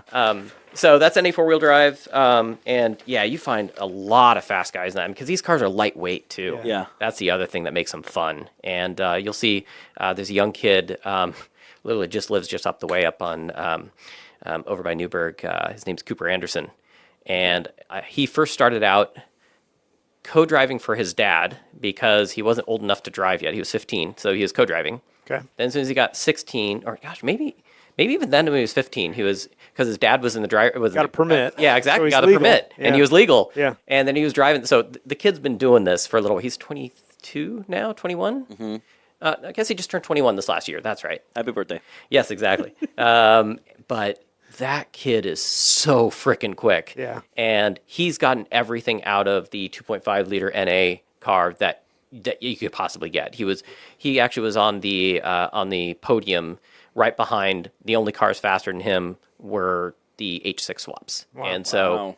what's he going to have for this year? An H6 swap. Sure. So it'll be interesting to see how well he does against the couple of guys that are often much faster. So, Wow. and that's just because of power, not because of skill at that Skill. point. I mean, Yeah. granted, those guys are also skilled, not to Right, say right. anything wrong about them, but they have that little power advantage. So, Okay. so yeah, it'll be interesting. I know that feeling all too well. Yeah. Then you've got open 2-wheel drive, and because 2-wheel drive, you kind of, there's only so much power you can get to the wheels. Right. I was actually looking at the rules earlier today, just kind of like, hey, what is open two-wheel? What are kind of it's like? Must be two-wheel drive. Nothing else. Wow. So it whether it's doesn't matter. turbocharged or big motor or whatever, it doesn't matter because Front you're just wheel, going to burn rear wheel tires. doesn't matter. Just drive it. Exactly. Okay. Exactly. Mustang. So you've got. I've got yeah. no. Trust me. Well, there's Mustangs that have Yeah. competed. Sure. Yeah. Nice. Yeah, I've got a lot of ideas. Yeah. We have a lot of BMW M3s Yeah. that compete. So those are fun. God, Yeah, these for sound sure. so good. What about mid-engine cars in that? Is there many anymore? Or are they just kind of Well, they used to do that a lot, like Yeah. with the Lancia and stuff like that, right? Those were rally-based car. The Lancia Stratos is what you're thinking of back Yeah. in the 70s. Yeah. That's actually a pretty rare car. It is now, but I mean, it was a It rally was car, one that was mid-engine. very popular back then. Sure. Yeah. Yeah. That's a little Ferrari. Was it V6 that they had in the back of those things? Yep.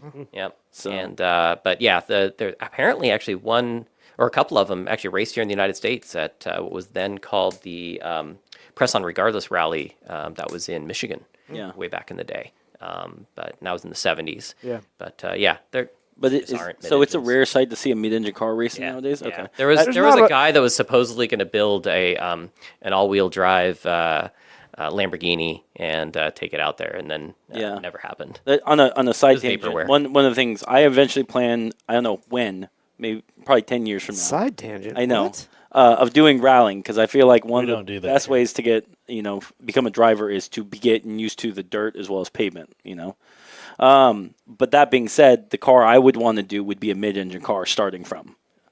Like- Why?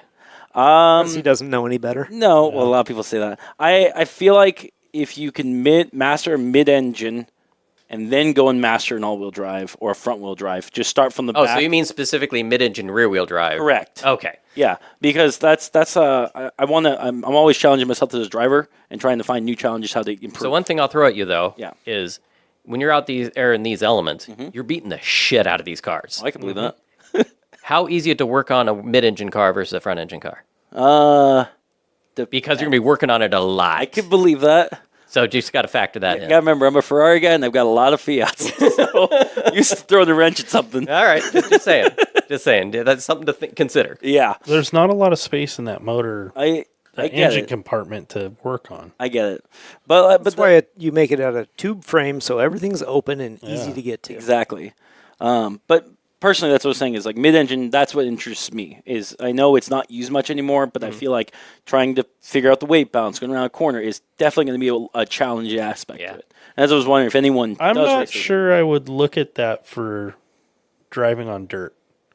Honestly, Okay. I would if I were you. The I weight would look transfer at on that would be a little challenging on Yeah. a loose surface, I think. front wheel I don't drive know. or all wheel drive is probably where I would start, and NA, I think that would be the A lot of direction I people would go. start with front wheel drive, and a lot of that is getting understanding how to momentum drive through the corners. You don't need a lot of power.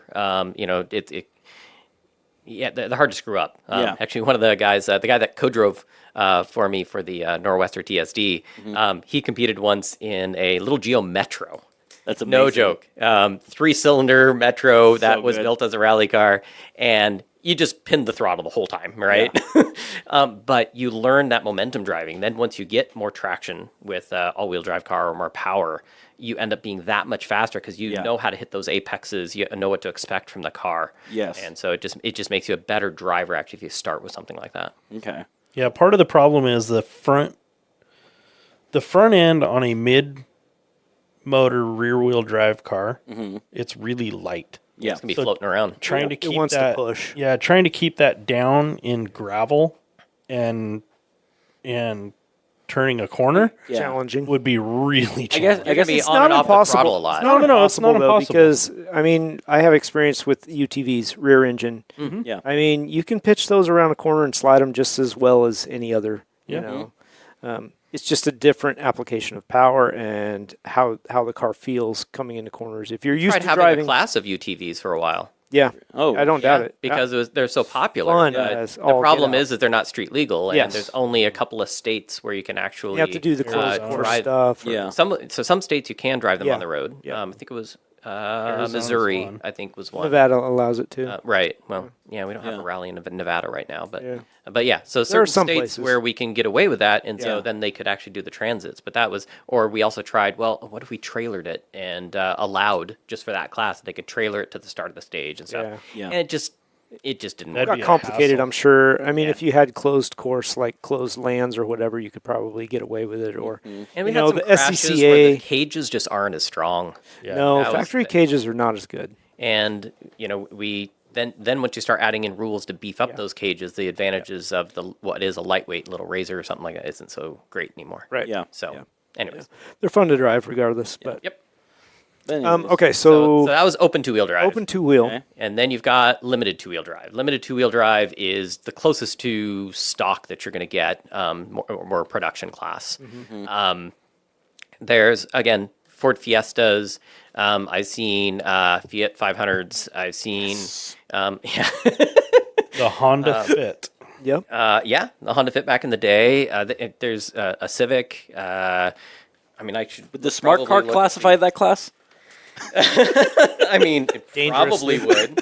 As long as you can put a cage in it. Exactly. Yeah. That's the thing. Could you still get would- inside the car Yeah. with the cage?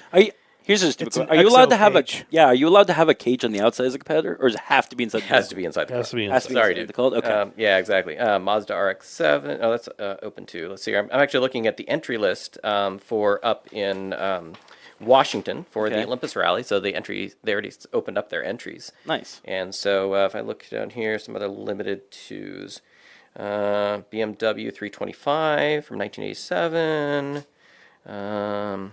Let's see here. So that's your basic entry level first timer yeah. class. Yeah. What's the usually. cost of entry for that class? Well, so And I don't mean entry fees. right, exactly. Yeah. So if you want to get into this and you actually want to get into rallying, number one, I'd maybe try doing one of the rental programs. There's a guy named Michael Hooper out of the East Coast, but he comes to a lot of West Coast events. Actually, his family lives in Anacortes or something like that. So, so he usually comes out west as well, and he rents limited two-wheel drive Lexus LS 250s. Wow. And they're just a great platform. They're well balanced and they're strong. Yeah. Apparently, a lot of the parts I think you could just like put on there were like from the Toyota Tundra or something like their Tacoma part. I mean, there's believe that. some stuff just bolt right on that are nice and tough. And so he's built these cars. He's developed it himself over the years and competed himself in an open two-wheel drive version, the LS350. But that's a good way to start. Is one of the rental programs. There's supposed to be more and more folks starting to open up rental stuff as time goes on. Yeah. But as far as purchasing a car, Yeah. it's all that safety equipment and all those things. Sure. So a used one, I'm guessing your kind of starting point is 35 to 50K. Yeah, for a used something that's Yeah. just going to get you out there. Exactly. But then you're going to want, spare parts. You got to also have, all your own gear. You're going to need to have a headset that, a helmet that has, a radio communications in it. Communication, yeah. You're going to have, all the right, stuff to wear for safety and whatnot, your fire suit and all that. You got to, Is fire suppression required in the cars? yes, it is. All right. Yep, that's actually a newer thing. Yep. We had enough car fires that we wanted the time for somebody to get out of the car. We don't care about saving the car. Yeah. No, We- it's the people about on side. Yeah, it's about the time. Exactly. What about an external kill switch? Is Yep. that required? Okay. Yep. That is on all the cars. Okay. I'm sure there's all kinds of rules we could read. But Yeah, we can go into that. I can share Don't need with to you get the there. link, and Yeah, there. that's- Actually, if you go to American Rally Association's website, There you go. search them on Google.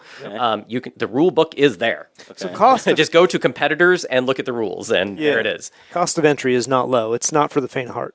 Yeah. It's- Yep. I was going to ask, with the rental program, do you know if that already comes with a co-driver, or is that something you bring a friend in there, or if, right. Yeah. That's separate. I don't know if somebody tries to bundle one in or not, but Okay. but yeah, I would suggest that going with more skilled co-driver maybe to start with. Okay. That because you're making these things called pace notes. Mm-hmm. So before the event, something that Jeremy brought up was you're going to go out and you're going to look at the roads. You're going to scout the roads in advance. Yeah. And make these notes that tell you where the corners are because you're going about this blind crest. Mm-hmm. You need to know if the road's going to go left or right. You can't see. Yeah. And if you're on the wrong side of the road, you could go off that cliff we were talking about before, Yeah. right? So we don't want that happening. Yeah. So having somebody that's experienced to help you in writing those notes for that first time can be Mm-hmm. very helpful. And so you'd probably want somebody experienced maybe in that co-driver seat. And there's a lot of folks that love doing that and would want to help you out. And that's one thing I was going to ask on top of that. Do most co-drivers start as co-drivers, or start as drivers, then migrate to co-drivers? Usually it's co-drivers or co-drivers. Okay. They have a love for. It's kind of like with our organizing committee. These people get a high off of. Some of them maybe are aspiring drivers because it's cheaper to go drive. If somebody's paying you to be in the seat. Yeah. But a lot of cases, they really love the organization. I mean, the thrill of being in that seat. I mean, they're part of the team, right? Yeah. And they're organizing the time and all that stuff. And it's just a different high. Okay. Yeah, it's another way to be involved. That's a yeah. huge amount of trust too. Yeah. It is. It is. The top drivers, it's not just the top driver, it's the team of driver and co-driver. You get in sync. Yep. When they're just, you can actually hear it when a driver and co-driver are just kind of in sync. If you watch some of the onboard videos, Yeah. you can tell it's almost like second nature. Oh, yeah. They're so programmed in with each other. Yeah. You Yeah. can tell the ones that are very comfortable too, because the tone of voice doesn't change. They're very calm. Mm-hmm. Everything's just clicking along. The driver's doing what he's told to do, and everything's just working. It's when they get excited that it gets interesting. So, For sure. Yeah. So here's a question, because we're talking about communication back and forth. Is music allowed in the car? No. No. Like, is there a rule against that? Like, legitimately? Maybe not on the racing stage, Okay. but in between, oh, hell yeah. Okay. Oh, people listen to music all the damn time. Okay. Not while you're racing. Not while you're racing. I'm one of those drivers who have to have my music playing. Your co-driver will hate you. Yeah. Yelling louder than the music as they're going by. Yeah, Can't even stand it anymore. I know. How does that work then with people who are deaf then? Does that and Hand like, signals. They don't listen to legitimately? Is that That is not something actually we've had. We haven't had anybody that's deaf that I can recall of that's competed. I know of folks that have had they're wheelchair bound. Yeah. And so they had hand controls. Okay. And whatnot. So paraplegics I know have competed. I don't know of anybody that's either deaf or obviously nobody blind. Yeah. I could see a deaf person being able to do it with hand signals. I think They you could would work something actually, out. but you have to look at the road. So I think you'd Yeah. have to have maybe something that was on a screen in front of them. Peripheral. Yeah. So I maybe, don't know. I could envision Yeah. that you would have like some sort of like display thing you'd have on the dash, just within their line of sight that Yeah. can like show a little, kind of like in the video games. Right. Right. It would show like the arrow left, arrow right, Right. and some sort of like, Slow down. Something that they would. I guess be able to that's the only thing I can understand. think of, but Right. I've yet to see. Yeah, we've had some people in autocross actually been deaf, and typically what I've noticed is that they'll be talked to before and after that, and their interpreter will, because when they're on the course, they're focused on there, Right. But yeah, that's in rally, you're 100% focused, trying to figure out going through, Right. So yeah, something interesting. Well, and back in the day before pace notes, the co-driver was really about making sure you're on the right route. But it wasn't pace notes; it was just route notes, and you were still just driving what you see. So until we got into the 1980s, there was nothing but route notes, and so So it they just did. knew that There was like no there pre-run. was no pre-run, Got it. That's cool. or if there was, it wasn't something you made notes for every corner. Right. It was I knew at this intersection I'm going to stay to the right. Yeah. Thought just came to squirrel brain just for a hot second. Remember. Well, just say it. Yeah. You don't have to explain the whole lead up to the Okay. thought process. I'm wondering if someone is deaf and a rally racer, if they do it like one of the ways they would do it is with a pressure system. So as they're driving, like in their seat, they've got. I don't know why he needs to figure I this know. out. Why, It's like, yeah, again, why are we why are we inventing the doing this? fucking wheel right now? I don't know of anybody that's Yeah. attempted. Well, so. it's just something as I got an idea. I am all You about being need to inclusive. go. though. Yeah, because exactly. that way the driver can still stay I focused. tell you what, Yeah. you go down to the deaf school and you pitch the idea to them. See if anybody wants to go rally racing. No, and you, I'm not just saying. hold on, Okay. you can be the co-driver. Okay. Yeah. And they will kick you out of the car in 10 minutes. I'm not just saying just for me and things. I'm legitimately curious if someone was like that. Like for example, say if I get in You an accident can and be become deaf, curious. and that's still a goal I want to do in the future. You have is that sidetracked something us so Jesus. far out of the realm, dude. Okay, Okay. keep track of the time. I'm going to clip it out the right. last 10 minutes. Just kidding. All right. We're going to move on from the deaf rally racing. So say Grant Hi. goes and buys a rally car. Oh boy. He's going to get into this thing. Is it the Mustang? You can do a Mustang. Sure. Sure. Absolutely. He turns his most favorited Mustang into a rally car. You know that's part. Cages it up. It's all good to go. He shows up at the races. What can he expect Last place. besides that? He's going to expect to, first of all, go to a rookie training. So that'll be talking a lot about the safety and the protocols that are involved, whether it's just you being safe out there, understanding, what happens if an incident or if you come upon an incident. There's a whole, when we're out there, there's a system in place, because what's going to happen is if somebody goes off the road, the first person that's going to see them is the next competitor, not an emergency vehicle. yeah. Okay. And so there's a whole protocol that you have to follow. So a lot of focus on safety and how to, know where you're supposed to be in line. They're going to probably, you're going to get a lot of actually hand holding from people. Like I said, the camaraderie, you get a lot of people just start asking around, and you're going to get a lot of help. When you get to that first stage and you're queuing up before you go into the ATC, the time control, to get into that start of that stage, cars will, again, we give a lot of time for transit time. Yeah. So they all arrive early, but you don't want to enter the zone until your minute. So the cars kind of stop all before that. And co-drivers and drivers get out all the time, start chatting with each other. And so they'll give you pointers. They'll tell you what to look out for, things like that. So you'll get a lot of help out there. So yeah, we get a lot of first timers. Actually, Oregon Trail, one thing that we try and do specifically is we do a special deep discount for first time rallyists. Nice. So first time doing the event. And we want to bring more people into it. Yeah. And is there any, for first timers, is there any events that they should specifically go to? Like, what's the best jump in point? That's actually a really good question. I'm partial to our event, but Absolutely. but as far as first thing I would do is really just do one of the rally schools. Yeah. There's 3 of them across the country. We've got, of course, Dirtfish that's up there in Snoqualmie, Washington. Over in New Hampshire, you've got Team O'Neill is out that way, and then down in Texas, you've got Rally Ready Rally School down there. Okay. All of them are very good. I know the folks from all of them. Yeah. And they will give you a lot of understanding of not just driving the car, but about how the events function.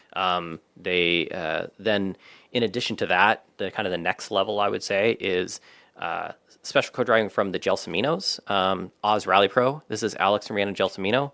Rhiannon's a co-driver for Travis Pastrana. Alex, he's currently, he used to be Ken Block's co-driver for forever.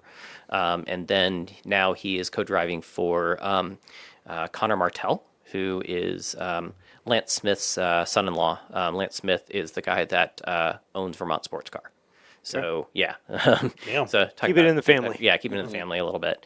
So yeah, fast drivers, and they know rallying forwards, backwards. They've been all over the world doing this, right? Doing World Rally Championship events, doing local events, and all that stuff. And so they offer classes, and if you get hooked up with one of their classes, they can teach you a lot of things. A lot of stuff I see with first timers is that they get a lot of penalties because they just don't know how it works. Right. And sometimes they can put you in a bad situation, and then you're like, oh, I'm behind. And then you start kind of pushing too hard because, you messed up something, and then you end up messing up on the course, which is expensive. It's It's the good most to have common penalty that people experience. usually it's entering into a control too early or too late. Okay. Yeah, it's just not paying attention to how those times work. That's a big part of it. Okay. It's transiting and missing your turn. You just get caught up, just talking to each other and talking about the last stage you did, and you're just all amped up on adrenaline. That's the other thing, is you just lose focus. Yeah. And so you got to learn how to get back and focus on the task of hand, but getting from point A to point B the right way. One of those things is, for us is, we want you to transit a certain way because that maybe goes around a way that doesn't go by the house that That's doesn't like complaining. us. Right. Yeah, for sure. Yeah. So Down certain roads we shouldn't be on. Yeah. Exactly. Yeah, I gotcha. Exactly. So the transits are equally as important to follow the route as it is the racing route. Okay. Gotcha. All right. Then, kind of along those same lines, you've got pro drivers and newbies Yeah. out there at the same That's one time. of the special things about rallying. That's too, crazy. Is That's interesting. you, as a first timer, get to race the same road at the same time as Travis Pastrana. Yeah, that's How nuts. cool is that, right? It's cool. It's nuts at the same time because how intimidating is that? I would think. I guess for with brand Travis, new? it's not because No. Well, he's a pretty so cool guy, but I mean- Brandon Semenuk is a little more intimidating just because he's so quiet. You don't know. It's like, is he happy or not? But any of those guys, they are so fast and so and so focused. focused. Yeah, And exactly. so then to be out there and probably your nerves are on high, the stress level's pretty good. You're like trying to do everything right, and that's not even the driving part. Seriously, Exactly, yeah. Like It's the lead up, Yeah, right? just trying That to build up. be in the right place at the right time. I know that's stressful.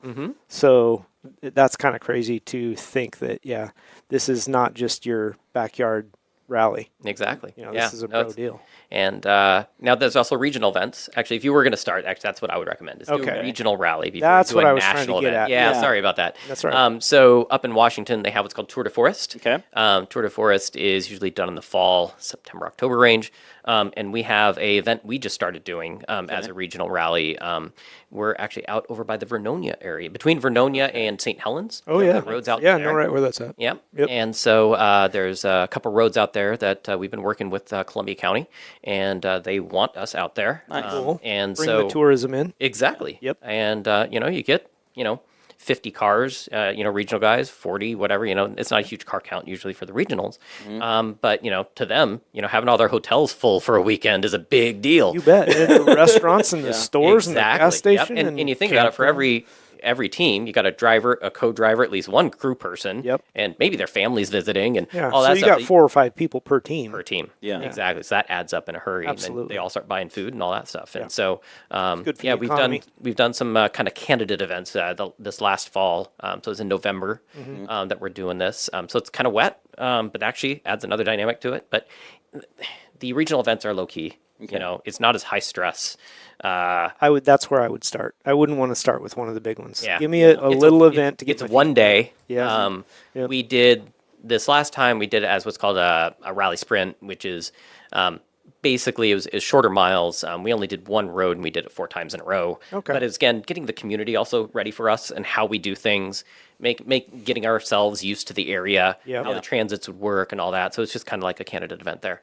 And then this coming up this November, we're going to make it into a proper regional rally, which has to meet that minimum of like 35, 40 miles or whatever it is. And it'll be multiple roads and stuff. Gotcha. Okay. Okay. Yeah, that sounds more But just a little one-day event. attainable. Yeah, More, very more attainable. Something less stressful, less, Is a regional event like if someone is starting out and coming through? Is there a caged up car? Is that what you have to bring, or can say I went and just bought a Ford Fiesta off the parking lot and I'm ready to come out and drive? Or is that Has to something be you have to? caged. Yeah, is Yeah. that something you have to go to the autocross ones? So it has to be a log-booked rally car. Okay. So there are certain standards that you have to actually have it approved by. There are certain folks that are allowed to logbook these cars. Is that like a private company you'd find in any city or No, these are within the American Rally Association. They have people that are designated people that can sign off as what's the term? Like a tech inspection. Yeah. Okay. They'll go through and make sure all the safety stuff is where it should be. That Meets- that meets the criteria, standards. yeah. Exactly. Okay. And then they will officially give you a logbook, sign off on it, and say you're good to go. You're good to go. Okay. And then there's certain types of incidents you can run into where, hey, they put in the logbook that you have to have a certain thing fixed or you can't compete again. So they will ask for your logbook Okay. every event. Okay. Now, who puts those items in the logbook? the event staff, or I believe like, so. Yeah, I believe it would be an event Okay, steward. so There's if always they're a steward. Steward. So yeah, if you had an accident or something happened, or they So let's say they the teched cage is your bent. car, and found something. So yeah, there's a basic tech inspection that happens before the event. Yeah. There's just kind of a checklist that there might be a steward that's on hand there, but usually it's just volunteers. They know a checklist to go through, and if they see something that seems weird from the standard stuff, they'll go and maybe ask that person to come and verify something. Got it. But for the most part, they're just looking, make sure all the safety equipment's there. Horn works, blinkers work, all that stuff. Yeah. But like I said, it's just a simple checklist they go through. Yeah. As far as the full log booking of a car, it's going to be more detailed. So if someone is to buy a car and wants to go to an event, how much time prior should they be like, okay, car's bought, 6 months of the event, that's plenty of time to go get someone to fully inspect it, get the logbook done and stuff? Or is this something like you need to be, you could do that the day before? Oh no, it's going to be 6 months. Okay. Yeah, you're going to have to figure out how to get to that person, get them to look through it, and then as far as you getting the time to get it properly caged, with somebody that can do that, Yeah, and the right that's- way and all that. You're probably talking a year-long project for a car. With all that said, with tech inspection stuff, is there anything that's considered like a Lemons rally racing circuit at all or anything? Not with stage rally, because again, we don't have the circuit as part of our safety system. Yeah. So there is no Safety's too big of an issue. Exactly. Yeah. Okay. They can't. we've had people hurt and killed, Right. Yeah. and we don't want that. That's the last thing you want. Yeah. Yeah. So, Okay. So yeah, we've kind of beat around the bush of how to get it started and that kind of stuff. What advice would you, since you're promoter of said rallies, what advice would you give somebody that's interested in getting started? I think the very first thing I would do is, understanding how the events kind of run and whatnot is actually I would volunteer first. Yep. Yep. That gets you because again, I can tell you, it's this traveling circus. Sure. Is the way the rallies work, and work a time control. You actually get to talk to the drivers and co-drivers too when you're doing that. And that just gives you a better understanding of just How it the all works. function of how a rally works. It is so imperative to get that in your brain Yeah. before you even get to the driving part. Yeah. And then from there, the next thing I would do is, take one of those classes, maybe up at Dirtfish, so if you're in the local area. And that, again, gets you that understanding the loose surface, what that's like. Those are all experienced rallyists up there. They've competed in events, the instructors up there. And they can give you a lot of pointers. And so definitely a good resource to go up and try that out. And then, I would suggest probably a first event, doing maybe a rental. That's probably the best way, probably to just get your first one out of the way. Yeah. Before you want to, get into building. But if you're just a tinkerer and you want to build something, have at it. yeah. It's just going to take you a while. Yeah. Be prepared to spend some time. Well, and not just that. Whatever you decide to build, and you think you know all the ins and outs, once you don't. get it on a stage, you find you go, you spent all this money to get all ready.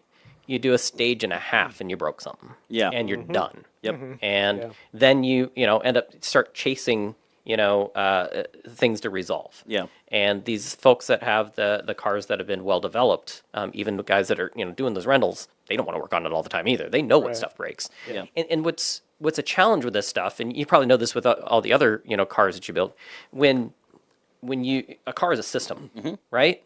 So you beef up one area, make it stronger. You've now moved that energy stress somewhere else. It doesn't just dissipate. Yeah.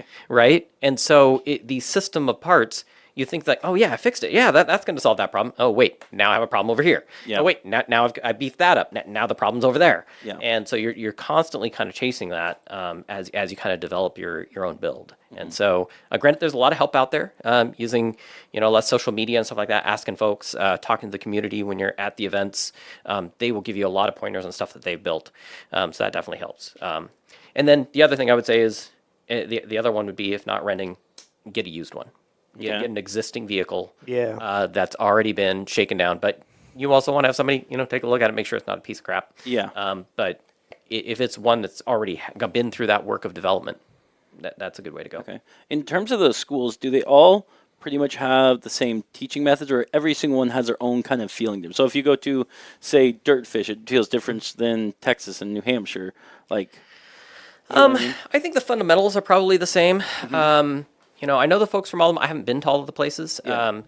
But they're going to be a heavy focus on weight transfer and car control. What I know about Dirtfish is like you get in the 4-wheel drive cars, they put intentionally bald tires on the rear because they want that rear end to step out and you to understand how that feels and whatnot. So you don't have to go as fast to get that same loose surface feel, right? Yeah. Sure. And whatnot, and learn how to counter steer and all that stuff.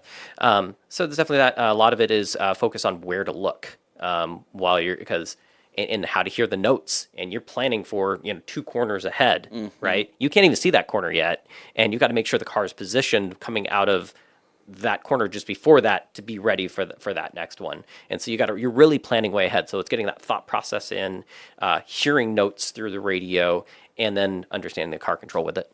Is there any good way to practice for that? Like, just say people that like thinking ahead to like getting that real image in your mind. Do any drivers or anyone have like recommendations? Be like, oh, meditation, try this, or be like listening to just tracks that people are doing via audio and imagining what they're going through. I know as far as like what competitors do is they'll they record their recce and then they will speed it up. Oh, and you can play it back at a faster speed and kind of get try to process it processing quicker. of the timing. Oh. Yeah, so that's one thing that you That's can do. cool. Okay. So that's kind of a little trick. Yeah. That's kind of one of the best ones. One of the Gelsaminos told me that one. So there you go. Huh. Interesting. What about? I like that question though. What about somebody that's never done it to try to train and get used to hearing those commands? And I mean, sim to be racing? honest, yeah, I was gonna say the video games. Yeah. Was it Codemasters was bought by EA Games, but they've got their version of the WRC series, and it's calling notes. Dirt Rally 2 was the previous one. These are great games that and you can actually adjust the speed of the timing of when the notes are. You can make them more faster, so you hear it sooner versus later. Yeah. Unfortunately, there's still like some parts when I played it's like I set it to where I could hear the note well in advance, and for the speed I was going, it was still a little too late to break in that corner. Yeah. Yeah. And maybe it's because of the vehicle that I chose in the game or whatever, and with a different one, maybe it would stop faster. But still, it's just one of those things that there can be frustration points, but Still practice. you're still practicing through that. Yeah. And that does still work. Okay. That's cool. So the one thing I would say is a lot of it's the driving, and a soft surface is much different than driving on a hard surface. Oh, definitely. So 45 feels like 75. yeah. Oh, yeah. So Yep. even if you're trying to get into stage rally, I would probably go and do a whole bunch of rallycross. Yeah. Yeah, Just- Rallycross. just There's a lot of folks that start there. Yeah. And I guess maybe I didn't mention that. That's definitely a way to get that that car control and understanding the loose surface. If you're really going to go through that whole stepping stone all the way, maybe it would just be take that car. Maybe it's the car that you're building. Maybe you are going to be that grassroots guy that's going to build a car in a rally car. Well, there are not a lot of requirements for rallycross. You just have to have a helmet, right? Yeah. And so as you're building out that car, you can actually play with it. Go on a break loose some surface. parts there. Exactly. That could be your shakedown. Yeah. For sure. Essentially, yeah. Granted, those things are designed that you'll never go over 35 miles an hour. Yeah. Right? That's the rules of SCCA Rallycross is they make so many corners in there you can never get up to a super fast speed. Whereas your first stage rally stage, you're going to have parts of it where you're just wide open. Yeah. And that's a little more intimidating. But For sure. yeah, you can learn a lot of those fundamentals definitely with doing Rallycross, and it's cheap. Yeah. Okay. What about on the opposite end? Is there anything you would recommend for people not to do trying to get in rally? Like, for example, the friends are like, I'll just drive some backcountry roads and I'll get used to rallying on dirt that way. That's That's the way. Yeah, Probably first of one. all, never do that. Okay. Not only is that dangerous because that's why we have all the safety equipment. Yeah. But you're also going to piss off locals. And so when you go out and you spectate and you see the roads that we go out and compete on, going out there later and thinking that you can just go drive your regular car on those really fast, we could lose those roads and we won't have an event again. Yeah. Don't do that, please. Public service announcement. Yeah. Yeah. Please don't do that. That is our biggest problem with our sport is getting roads. Absolutely. Without the roads, we have no event. And we're always teetering on the edge. The reason why we keep going back to the same roads and the same places is because we can't find others. We used to be in the Hood River area. Well, Hood River area, the county thought they could use us as a profit maker. They thought we made a lot of money. We struggle to break even because we pay for the they roads price to be you repaired. out of it? Yeah. Yeah. Wow. We had a local guy that we knew that, so we found out who it was that did the grading and repairing of the forest roads, and we contracted directly with him. Okay, we're gonna have a rally event, and he charged us much, and okay, we can have the roads repaired. Okay. Then the county said, no longer. You will pay us, and we'll pay the guy, and they charged like more than double. Yeah. That's And it's like, you price us out. We can't afford to do this here anymore. Yeah. Bye bye. That's too I bad. would love to be on those roads again. There were some great roads there in the Hood River area. Do you guys ever have any sound ordinance challenges you have to deal with? You know Portland, don't you? Yeah. Portland Raceway. Yep. That is a constant struggle for that racetrack. Yeah. The cars do have a dB restriction. 95, 100 and something. 103. Oh, there you go. 103? Yep. So the cars do have a restriction, but also we try and avoid the sensor. Yeah. Yeah. Absolutely. We actually make our route so it doesn't go past it. Yeah. And the thing is that whole thing, and I'm a person that will that will definitely bring this up. Is there's 2 or 3 people that are constantly doing those complaints in that area. Yeah. Yeah. Yep. Nobody else has a problem with it. They've got a freaking freight train that goes right by their It's freaking houses. louder. Yep. Yeah, totally louder. But they complain about the racetrack because they don't want the racetrack there. Yeah. And they're doing everything they can to get rid of it. Funny thing the is- new thing where they're trying to get rid of the lead in the fuel. I don't know if you saw that. Yep, That came up. saw that. Oh, I didn't see that. Really? Yeah. Oh yeah. And for how rare that actually happens, Right. you know, it's maybe somebody with some historic vehicle or something like that. I mean, come on. You have Yeah. to add lead to your fuel to get lead into it now. Yeah. Yeah. The was it TF something, whatever that little stuff is, that and it's like 0.0001% and whatever. And I fly private planes, and that's 100 low lead. And, it's a very small amount, but it has to do with the old engines, and it's something with if I remember, the valves and the soft seals or something like that, right? So anyway, and plus it has to be something that still goes boom at any altitude and all that stuff.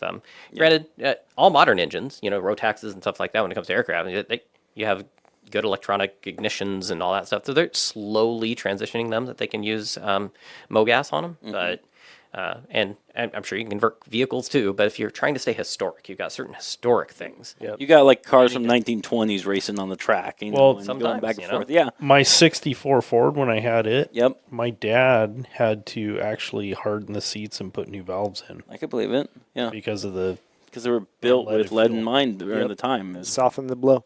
Yeah. All right. So we've kind of talked a lot about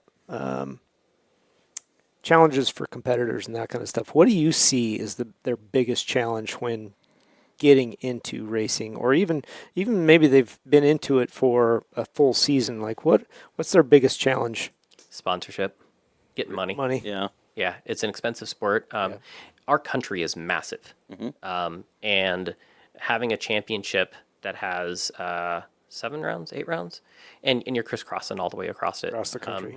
And when you're trying to take time off of work, all the folks that are competing, other than Brandon Semenuk and a few others, they all have day jobs, and so just even the time away, you're trucking a vehicle.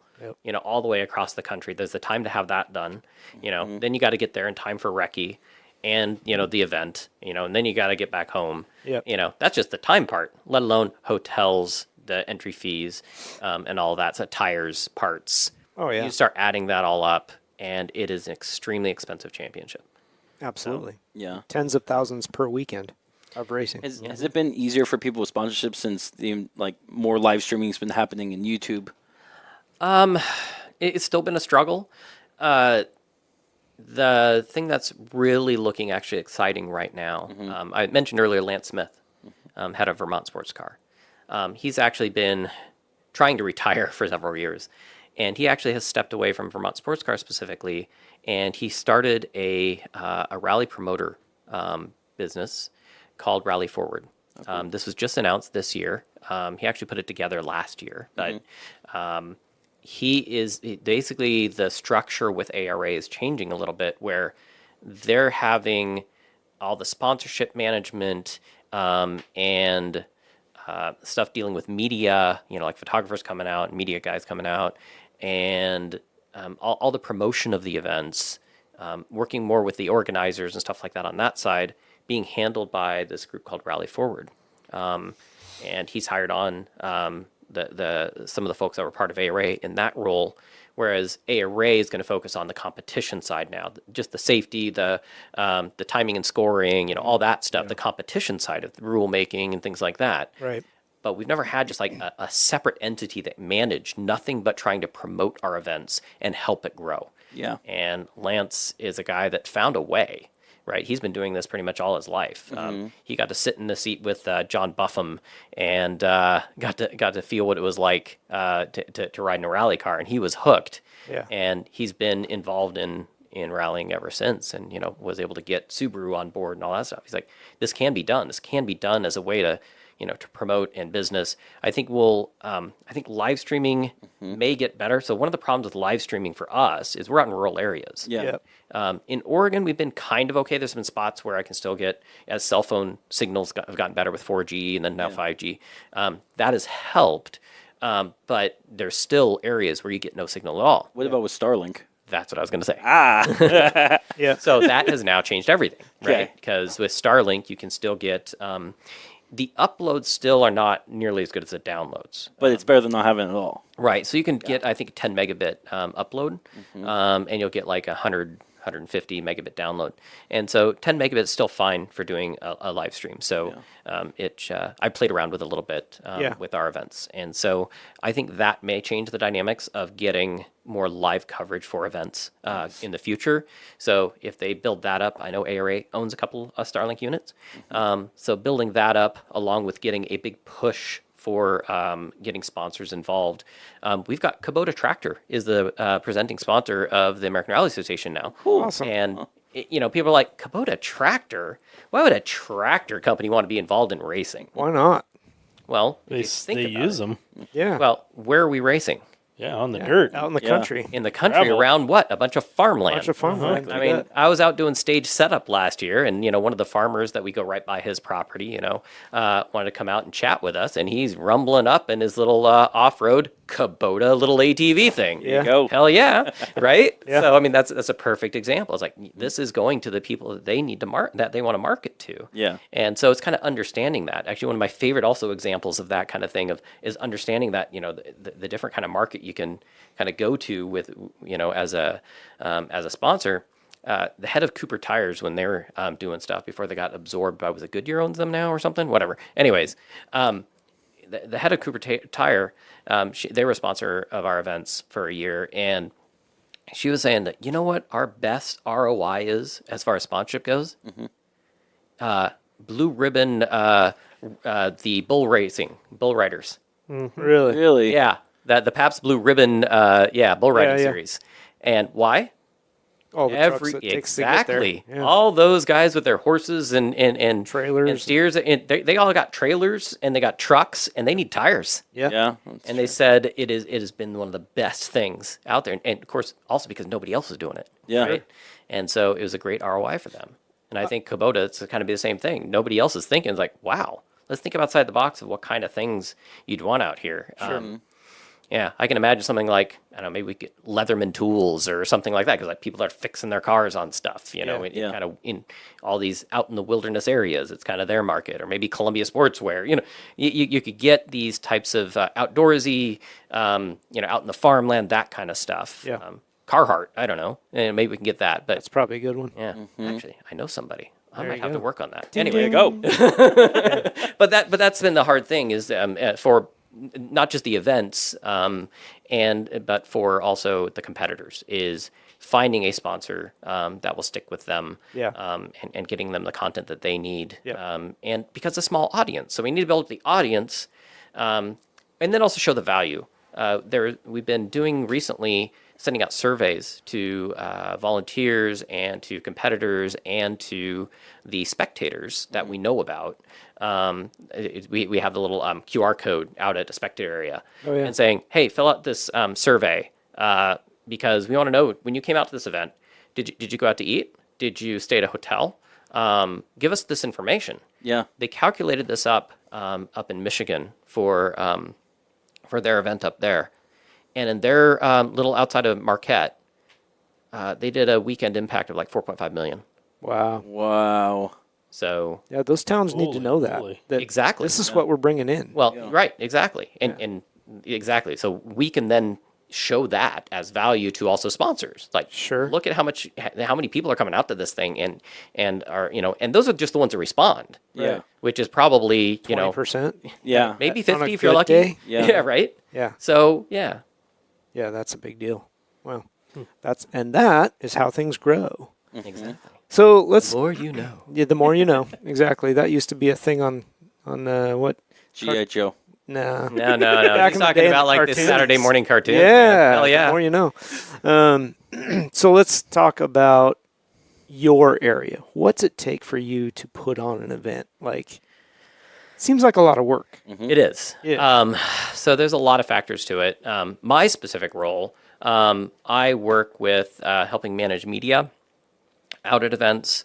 At the event, I work with, and so this includes figuring out like no-go zones for people, and talking to new media so they know how to be safe. And then there's going to be the stage control boxes with all these, when you go into the timing controls, we have these boxes that have all the equipment that you're going to need, all the log sheets, all that stuff.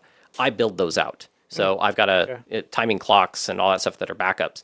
I have radios to communicate. I have basically half a garage full of stuff that I have to put together to ready for the event. And all that stuff varies. How many stages are we doing? There's how many log sheets you need. There's how many batteries you need for your radios and for your clocks, and figuring all that stuff out. Let's see here. I try and manage the website, update it when when we have the road closure information, because the locals really want to know about that. Yeah. And the competitor information, make sure that's all linked up in there. I help out with everything from the spectator guide for information on that, and work on the poster, and so a little bit of helping with with design work and whatnot with the guys. Right now we got Casey Jones, actually has been doing a lot more of that stuff now. So, but I kind of work with him as like get another second set of eyes on it, and help make decisions on that. Stage setup, as I said before, that's where we go out actually the weekend before. That's actually a fun thing. Yeah. You're out there just kind of talking to the locals too, and you're staking out where all the starts and where all the mileage markers are and things like that. And you spend the weekend just kind of it's kind of leisurely, and you hang out with folks. And some of the locals really do love us coming out there. Again, like you said, especially local businesses. They're like, yes, this is Bring it in. Let's get it. Exactly. Some of the most money they're going to make until the summer months, where they got travelers coming in. So You bet. That's infused economy. yeah. Yeah, it's So money that they wouldn't so- normally see. So, I do a lot of these kind of tasks, kind of like that. The event itself, as far as all the stuff to get together, is communicating with the American Rally Association about any changes that may affect our event. A lot of it, again, revolves around safety. So we have to have a safety plan all put together. So that is working with a special. So we have on our organizing committee probably about 35 people. Okay. Wow. Total volunteers it takes to run an event, 350 Whoa. 400 if we can help it. We Okay. prefer to have that. Often we get a little less, and so we struggle. Where again, we have to have somebody at every road intersection. We have to have all the control workers and all that stuff. How do you communicate with all those people? Like, email? not everybody has radios. Well, I mean, Oh, what do you mean during the event? during the event. Well, so like a road marshal, they're just going to be, there is a green light vehicle that when the road is open and they can leave, the green light goes by. And so they Gotcha. know that's when they can leave. So they'll work with that stage captain about, okay, here's where you're going to go, and you're going to block off this road. So everybody kind of goes in a parade down the stage and like stop, let this person is off. where they're at. This is where you're going to be. You're going to be Gotcha. here all day. Hope you brought a lunch. But here's your little snacky bag that we give them. You know, we give it a little goodie bag, and you get a T-shirt and all that stuff. Yeah. Pretty sweet T-shirts. I like by it. the way. I was Isn't gonna that pretty say, cool, that is right? a great Yeah, we T-shirt. have some great T-shirts Yeah. designs, by the way. Yeah. And stuff like that. So we try and take care of folks as Sure. best we can. Yeah. And These are volunteer positions. these are This is volunteer. unpaid. This is unpaid. Okay. So folks are coming get all the that way out out there. You get paid for in smiles per but gallon. You do. Yeah. And like I said, working those control positions is especially fun because you get to interact with folks. Yeah. You don't get to see the cars going fast as much, I guess, because you're working a control. But the interactions are really fun. Yeah. And then, but if you want to see fast cars, you can just work as a road marshal, right? And then you're out there helping block off roads and stuff like that. So, but then there's a whole safety team. So we have our e-crew and suite teams. So these are the folks that we have to reserve and pay for emergency vehicles to be out there, right? Yep. So we got to work with the county on that and the local fire department, talk to the local police. They know about our event and that's going to be going on, so they know about it. Work with the county commissioners and the, we got to get not only the county permits, but you want to work with the local county so they're okay with it. The city, as we talked about before, with Yeah. we got to get the ability to use that the service park Yep. wherever it's going to be. And then there's just mileaging out the event. So you're going out there with GPS and you're, okay, here's where my start's going to be. Even if it's an event you've done before, you're still having to remap it out. Gotcha. Maybe there's there's actually a stage that we're hoping to use that we used a couple of years ago that we're going to add on to this one. And then it's like figuring out, okay, if we add that one in, it's based on how we did the route last year, where this stage finishes, where would it fit in the loop? Yeah. And then you got to figure out the transit times, and you got to think about again figuring out that whole day of how that's going to work, How it flows. and how it's going to flow. Yeah. And that's and so you've got to have all that planned out, and then get the permits for those roads. Yep. Once you've gotten that planned out and you got approval, then you got to send the letters to the landowners, make sure they're okay with it. Yeah. All that stuff. So that's all happening was happening last month and this month. Okay. So our first meeting that we have for the event is in January, Okay. and our event is in May. Okay. So that was actually my next question. How long in advance, or how long does it take you to plan for this event? Like overall, is So this it's usually 6 months. 6 months? Okay. Yeah. So we'll start out with just like monthly meetings for the first couple of them, Yeah. and then it's every other week, and then the last month it's every week. Gotcha. Yep. Yeah. So they're planning out the route. They get to submit the safety plan. It has to get checked off by ARA because they supply the insurance. So then we have to get our insurance. Yep. Again, in the meantime, you're also doing the permits. You're doing those meetings with the county. You're getting the permits for that. In this case, with Dallas Mountain, we actually go through a state park through part of that road, and so you have to then deal with them. Oh yeah. So there's a hell of a lot of communication. Yeah. Is part of it. In addition to then, you're also creating the route book. You're actually making the map of where they're going to do their recce, and so you've got to design. Every one of those. Gosh, I should have brought one with me so you can see what a route book looks like. But basically, it tells you each one of the turns that you're going to have to take. Gotcha. And in 0.6 of a mile, you're going to turn right, and it shows a cumulative mileage as well as time, the amount of mileage between each instruction, Yeah. and all that stuff. Those are always paper, right? Or are they ever going to become digital at any point, or is there a future? I of that? mean, some people may put it on a iPad or Okay. something like that when they're doing the recce. Yeah. But we still give them a physical one, Okay. because then you can write notes on it and stuff Yeah. too. As far as the pace notes that are done with the co-driver, those will always be paper. I don't see where that would ever go digital. I do remember in the WRC where somebody accidentally left their pace notes on top of the roof of the car, and so they had to run a stage. I think it was the WRC 2, the step down series, where somebody literally had an iPhone and was paging through. Really? And was using Talk that. about hard to read. Yeah. That's not preferable. Come on, battery life, stay.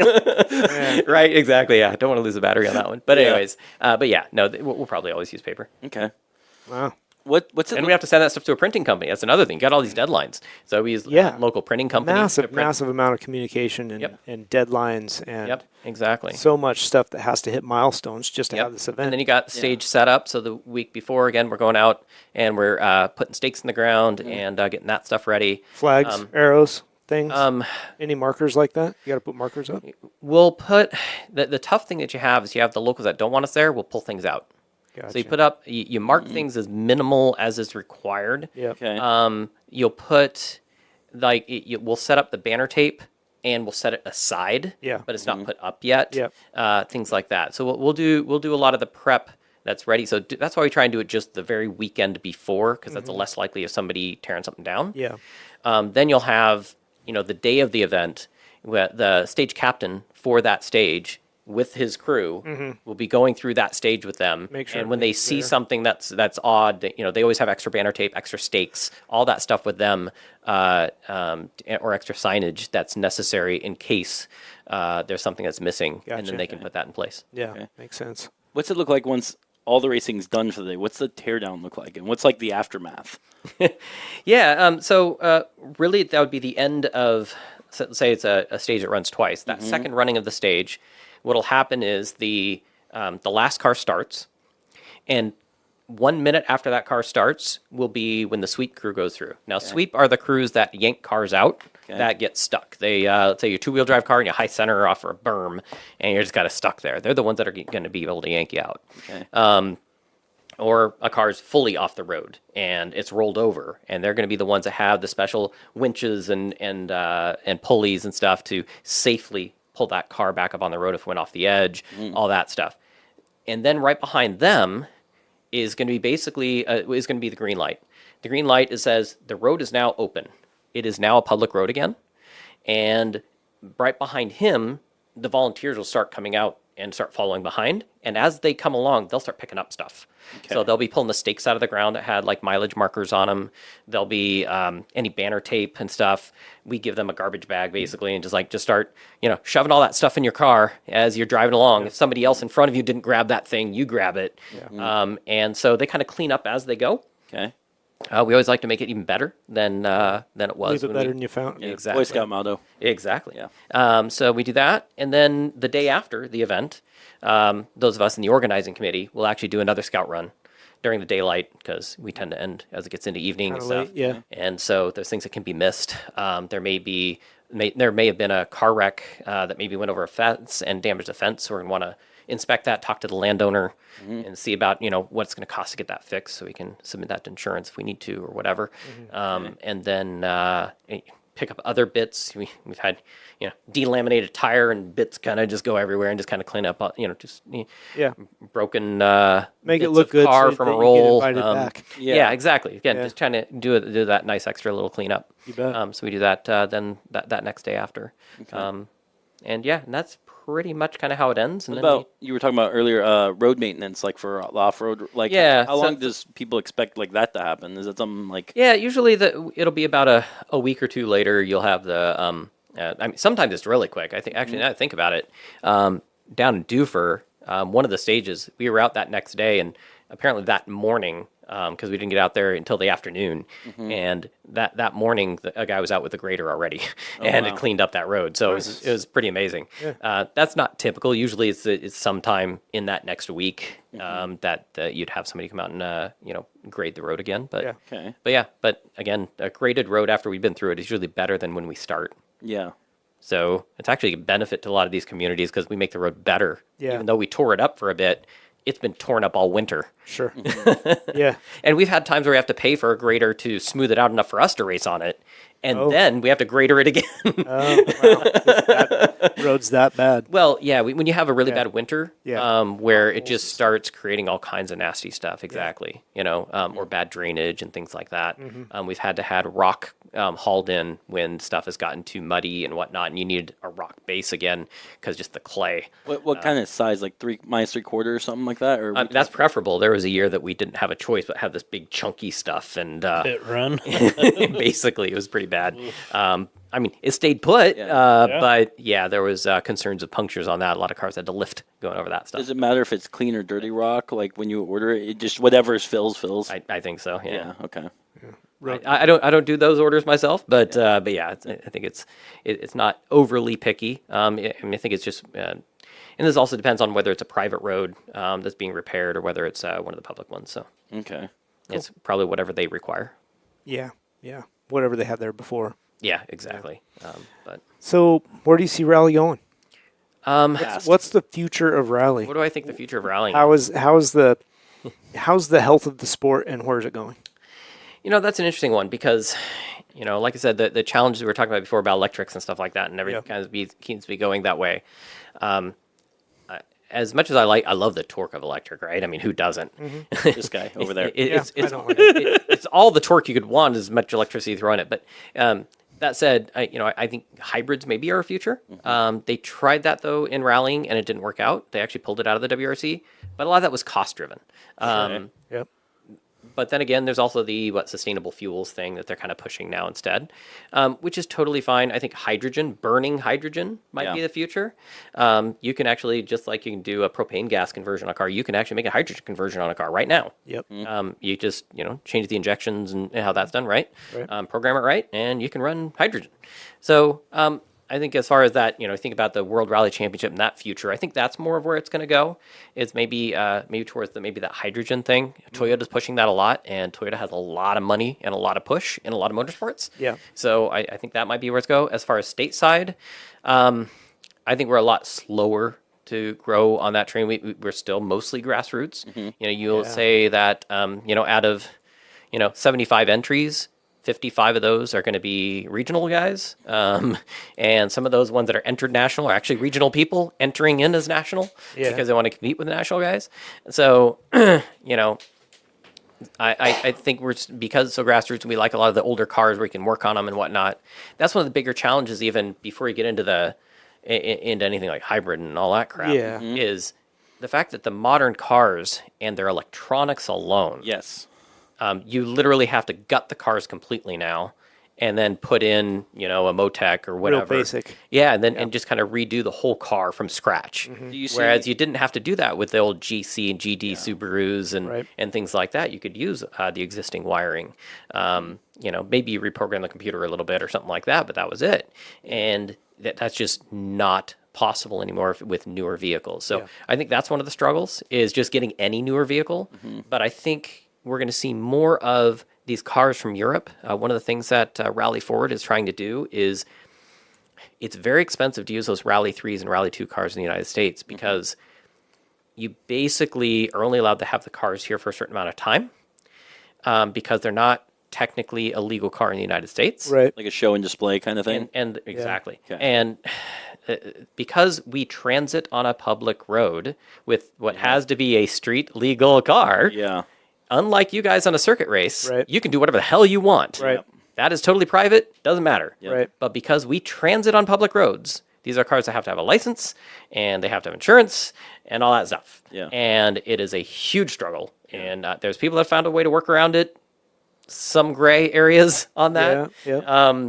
But the Rally Forward folks, Lance Smith and all, are trying to find a solution, actually working with like congressmen and whatnot. It's like, hey, we need to fix this. Because they're not going to be commuting to work. This is for an event that they're going to do these short transits. And that's all they're for. Let's make these cars legal here. So I think we'll see those start to grow here in the sport here. I think it's probably the biggest change we'll see is kind of in that. I think we'll see growth in promotion. Again, I think the Starlink thing, getting more live stuff. Social media has been good for our sport. I think more than other forms of motorsport. If you look up just racing, you'll see a ton of rally videos, and those are the ones that people watch the most. It's fascinating to watch. It really To is. see a car jump 20 feet in the air and land butter smooth. Sideways. And sideways, And yeah. apex the next turn. Right? It's intense. It's amazing. Nuts. And people love the outdoors too and all that stuff. It's got this natural appeal. So as long as we can keep getting the roads, and then like I said, the growth with technology and whatnot, and hopefully getting more of those cars over there, I think we're gonna have more Rive and drives, more rental stuff happening too. I think the sport's gonna be strong. Good. I think it's gonna go through a growth pattern here soon. That'd be good. No, that's pretty awesome. I got a question then. Because Do you have a question, Grant? I always have questions. When I think of rally, and I assume a lot of people do, first thing come to mind is Group B. Ah, yes. Do you think currently rally is just as fast and exciting as it was back then? You're going to have to explain Group B for people. That too. I Me? Okay. Yes, you. I don't know. Fast. Ferrari. Somebody that Lancia, knows Group A. Audi. Okay. So, well, yeah, I mean, Audi kind of was that beginning era of it, right? So, go back to the 1980s. Four-wheel drive wasn't a thing as a performance option before 1982, 81, 81. when the Audi Quattro came into the WRC. And they created the Quattro. Before, I mean, the only four-wheel drives were trucks, Jeeps, that kind of thing, Yeah, right? it wasn't high performance. It wasn't a race cars. performance thing. Yeah. And then Audi comes around, and holy crap, that changes everything. Yeah. And the performance there, and other brands, figuring that out, there's a lot of money that went into rallying. There was actually a time around Group B, which basically what the rule was, you only had to make 250 of a car. Yeah. A 250 of cars that people could buy. Yeah, for And then homologation. for homologation. Yep. And you could do pretty much anything. Yeah. It was pretty nuts.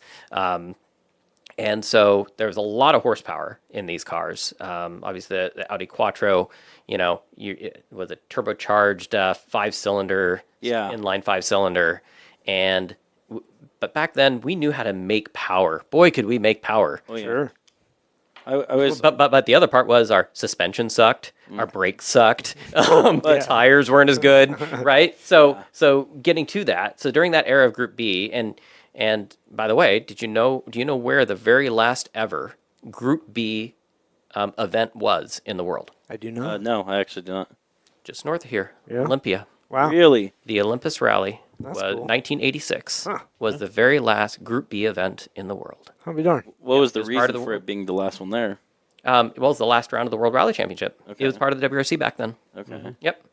1986, because 85 was a Canada event, so 86 to 89 or 88, something like that.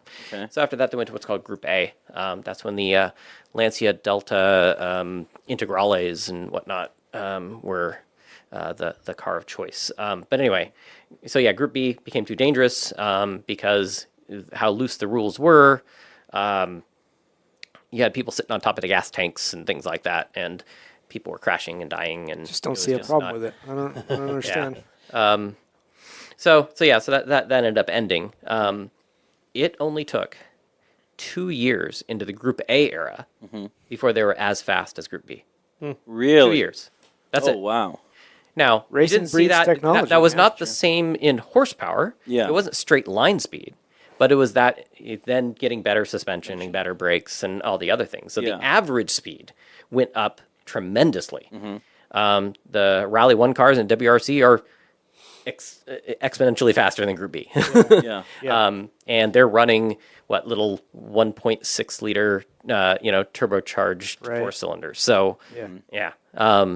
in the case of what is it, the Yaris Rally 2 car, it's a 3-cylinder. Yeah. I mean, Yeah. So you don't need big horsepower to go no, fast. no, you don't. Again, it's also that momentum driving. It's the fact they can maintain those speeds through the corners with the suspension they have and the tires they have and the brakes that they have and stuff. It just, they're definitely faster. Yeah. So the cars that you'll see, the Subarus that are racing, the Brandon Semenuk and Travis Pastrana and whatnot, they're faster than what Group B was. Interesting. Okay. So I think that Yaris, by the way, Yeah. the 3-cylinder, I think it's 300 horse from the factory. It is. That thing's fast. Okay. So- Yeah, a friend of mine has because in the States we don't get the Yaris, we get the Get the Corolla. Corolla. And a friend of mine has a GR Corolla, and I got to drive it. Yeah. yeah. Wow. And you would not believe how low in the RPM you get the power out of that thing. It's a big ass turbo to do that. Really. Interesting. Yeah. It's pretty impressive. Cool. So if Group A has gotten caught up that fast, and Rally is Yeah, just and then fast- Group A became just like WRC or whatever. Now they call it Rally 1 for the top level. I got to ask you, in your opinion, other than the all-wheel drive advancement, what's been Rally's biggest technology advancement? You think, Suspension. I was going to say Yeah. suspension's probably or it. technology, I should say? Like what, Yeah. like specifically something that someone invented that really took Rally to the next step? I would definitely have to say suspension. Okay. And I would actually also say probably these days, I'm not sure how much development goes into it. Well, actually, there's a couple of things. With the Subaru guys, I know they work with Garrett Turbo a lot. They never let you see what turbos they're working on. Everything's always obviously it's hush, hush. exactly. Yeah. Top secret. Yeah, exactly. Literally, we'll put like I remember doing media stuff, and we're with cameras and stuff, and they're like putting a shield in front of the engine and stuff like that. You can't look in here. Can't see any of it. Yeah, exactly. Yeah. And but the turbo technology, I think, is something that because the condition there, you're on the throttle, off the throttle all the time. Yeah. You're in these conditions with the dust and the dirt and the weather. So I think that turbo technology is one of them. Okay. Lubricants probably as well to go along with that because the high heat and whatnot of the turbos because usually have fluid bearing, right? So there's that. Anti-lag. Anti-lag, yeah. That's definitely been a big thing. I don't think that's something you see in a road car though. No. So probably not something I would transition to what a manufacturer would be interested in. Suspension, definitely a huge thing. Having something that for folks that are especially definitely more rural or dealing with more potholes. Heck, we know that ODOT doesn't do a very good job of keeping up with their budget, so that means roads are going to get worse. So maybe we need better suspensions. Right. Tire technology. Even though they're special rally tire, they still learn stuff. Absolutely. Learn about compounds and things that they All can do racing. All racing develops tires. All that stuff trickles down into your It street does. tires. Yeah, remember? It seems like not too long ago we started getting nice silicone in our tires for the winter and stuff like that. That wasn't that long ago that we started getting that to get better grip on slippery surfaces and whatnot. And this is where a lot of that technology can be learned. Let's see here. What else? I think that's kind of probably the big ones right there. Yeah. Well, and just how things get beat up. You're going to get in a rally race, the amount of work that a car does. Durability. Exactly. The durability of it. It's just so much more.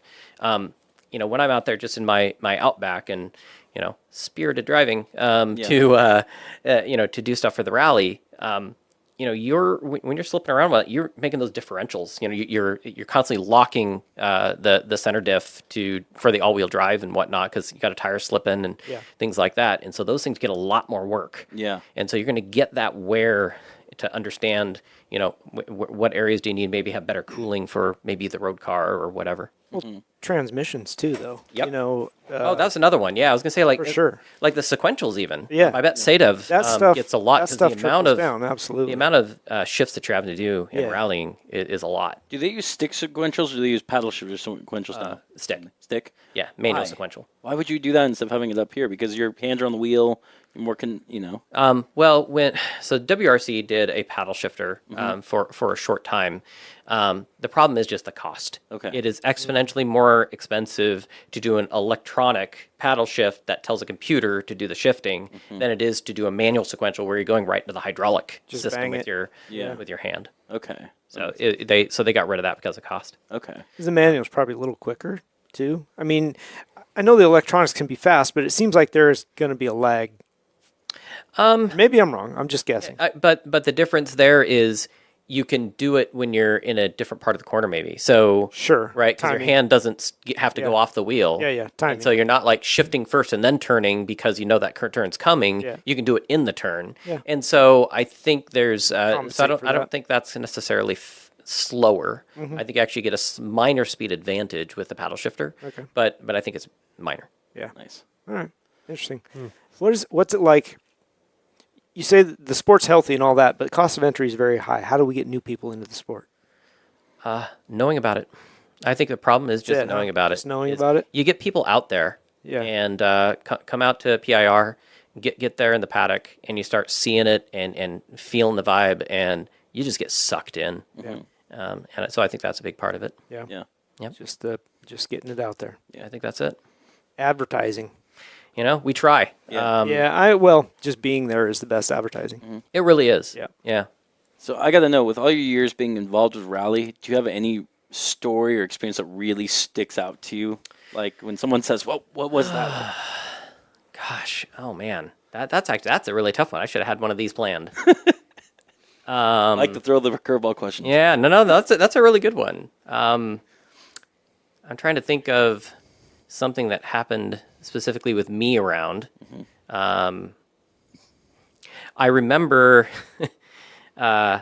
Travis Pastrana being very upset because he had come into this New England Forest Rally 2019, 2018, and they told them that for the final check-in, the MTC, the master time controls you do at the very end, they could just declare a time, just to kind of speed things up instead of having to come in on a certain minute. And this co-driver, even though they declared time, it's like, you just tell them the time that it is right now and you write that on your card. He told them the wrong minute and he got a penalty. And that slipped him back. So that was so the type it'll cost him a podium, I think, if I remember right, or cost him from being second place to third or something like that. Anyways, so that was just one of those, just like, it was just one of the stupid, honest mistakes. I felt so bad, for that. Like, no, of all the things, but I mean, you got to do the math right. Yeah. And just said the time wrong. So that was one of them. Oh gosh, what other stuff? After parties that have been interesting. Okay. I remember David Higgins and hanging out with him after one of the after parties at Ojibwe Forest Rally. There's always a big party at this place in downtown Detroit Lakes called Zorba's. Okay. And there's a lot of drinking that goes on. And I won't go into all the details of what happened, but I do remember there was some construction in that downtown, and he was just... he was so plastered. He wanted to just cause a little mayhem, and there's like this some bags set up with like a sign that said detour turn here, and of course he's turning the sign around the other way and things like act like a large child. Yeah. It was pretty funny. But some things like that. But Nice.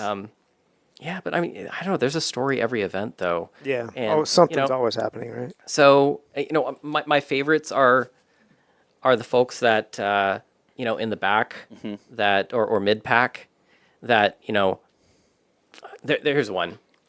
There was being up at Olympus Rally, and I was kind of doing some stage end reporting just as folks were coming to the finish. This downpour happens. It's at nighttime. Okay. And it's the last stage of the day on the Saturday up there, and it just starts dumping so hard, and cars are coming into the finish, and they're just like saying, I couldn't see a thing. I mean, I'm doing transit speed trying to get through this stage. And I see this right behind this other car is a Subaru that pulls up. And I think it was Dan Sperry. And he comes up and he's like, he's kind of laughing. He's like, I don't know how I went through there that fast. That I was stupid. And he had a really good time compared to anybody else in his class. He just stomped them on that one stage, and it was just such horrid weather. I mean, it was like kind of like the rain we were seeing today with the atmospheric river thing. It was just dumping. Another one was Alex Rhiannon and Travis Pastrana, also up at Olympus. It might have been that same weekend. Their fix for the fact that the window kept fogging up. They put on the end of a stick a little windshield wiper. They had actually screwed a little windshield wiper. So on the inside, so she's in the co-driver's seat. You're strapped in with these belts, right? Yeah. You can hardly move. And she's like trying to reach, she's reading notes, right? And then periodically trying to wipe over his windshield side on the inside, trying to get rid of the fogging up. That is pure multitasking. Yeah, it's pretty damn clever. Got to do what you got to do. Got to do what you got to do. But it's all these clever things that folks will come up with to overcome the conditions and keep their car on the road. I'll have to stop and think some more at some point. But there's just always something. Every event, there's some sort of struggle and making it to the finish. And then there's the close finishes. Watch those other classes. Don't just watch the guys at the front. Yeah. Brandon Semenuk, he's so freaking good. He's like a robot. He's probably going to win. But start watching the times coming in from the folks farther back. And like I said, the limited two-wheel drive class, some of the best of the competition is right back there. And, you'll have maybe one stage where somebody's, 4 seconds up on that one, but on the other one, the other guy's 4 seconds up, 'cause maybe one has more power on the straight, the other one's better in the corners or whatever. And you have this this dynamic of these guys at, like I said, 0.6 seconds difference, at the end of a rally is pretty damn close. Tight racing for sure. Yeah. Where can people find out more? Well, we have, by the way, volunteer registration is open for Oregon Trail Rally. So if you want to go to OregonTrailRally.com, you will find information about the event. We don't have the spectator guide up yet. We're still working on it. Okay. But keep track of that website and, of course, our social media, the Facebook for OregonTrailRally.com or for Oregon Trail Rally, and for the Instagram page for that. So we post a lot of things. But yes, please come out and volunteer. Yeah. Like I said, we need 350 of you folks. So I What are expect the all dates of you. again? What are the dates? May 16th through the 18th. Okay. It's also on that webpage.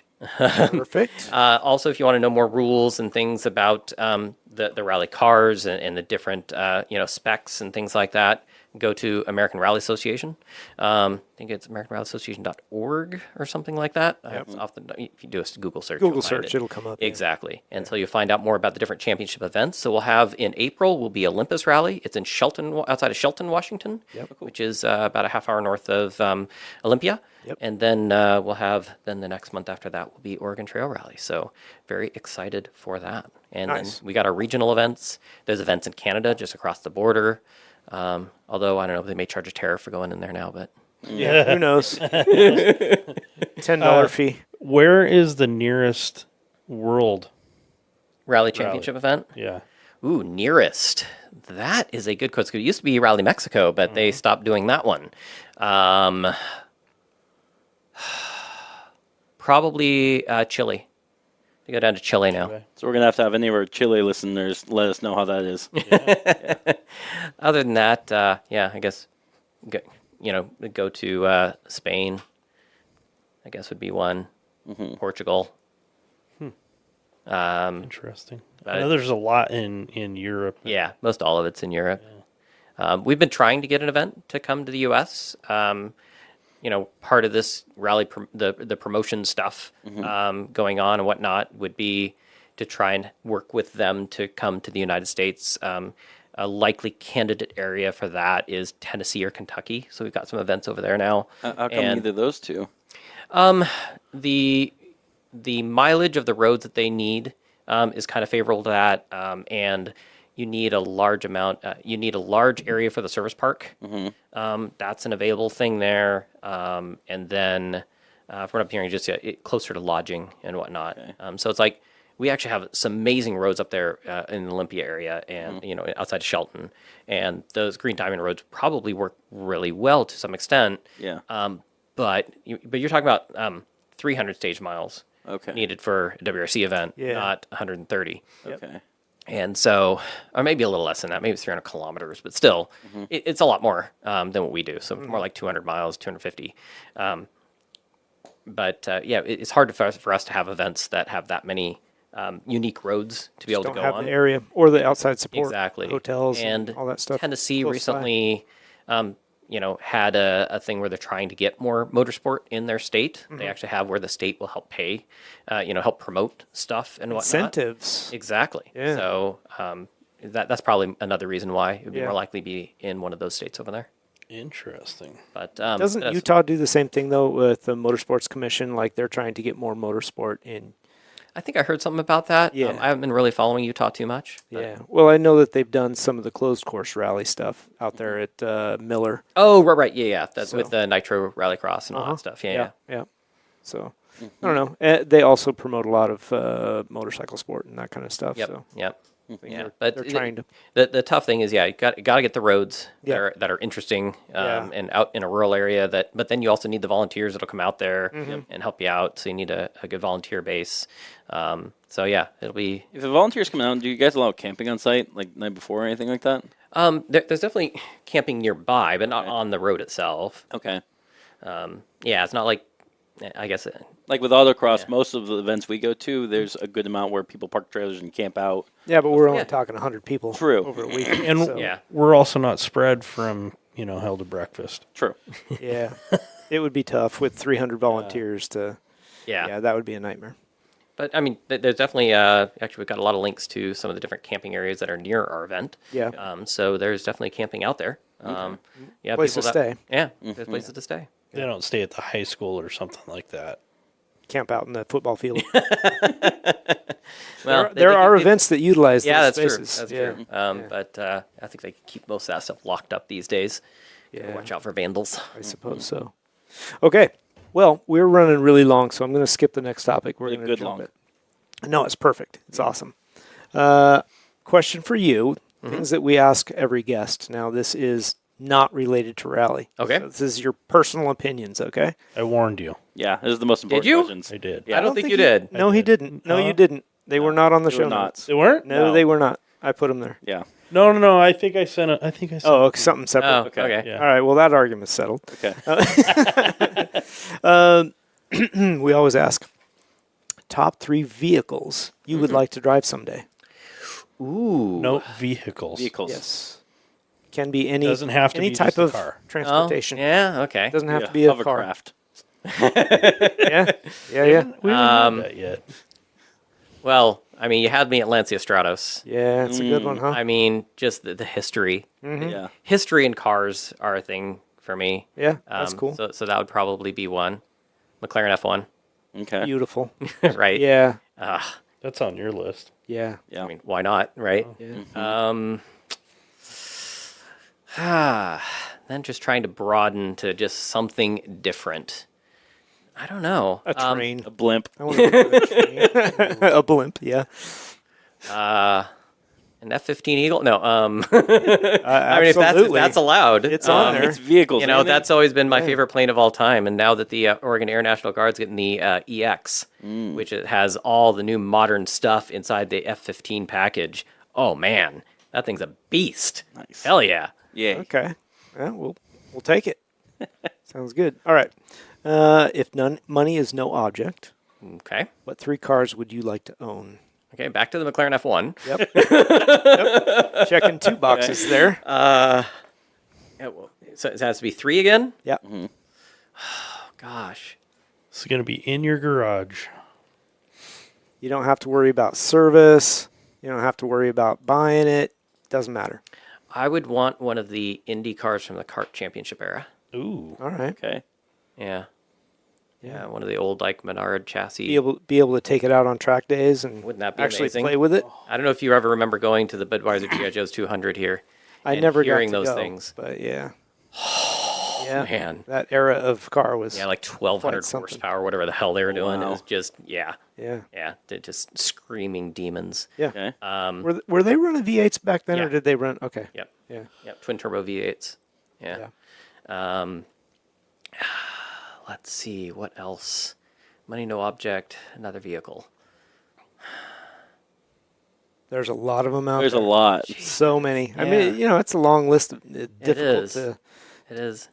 But we're gonna put you on the spot. You yeah. got to come up with one more. Ford GT40. Perfect. Okay. Yep. Yeah.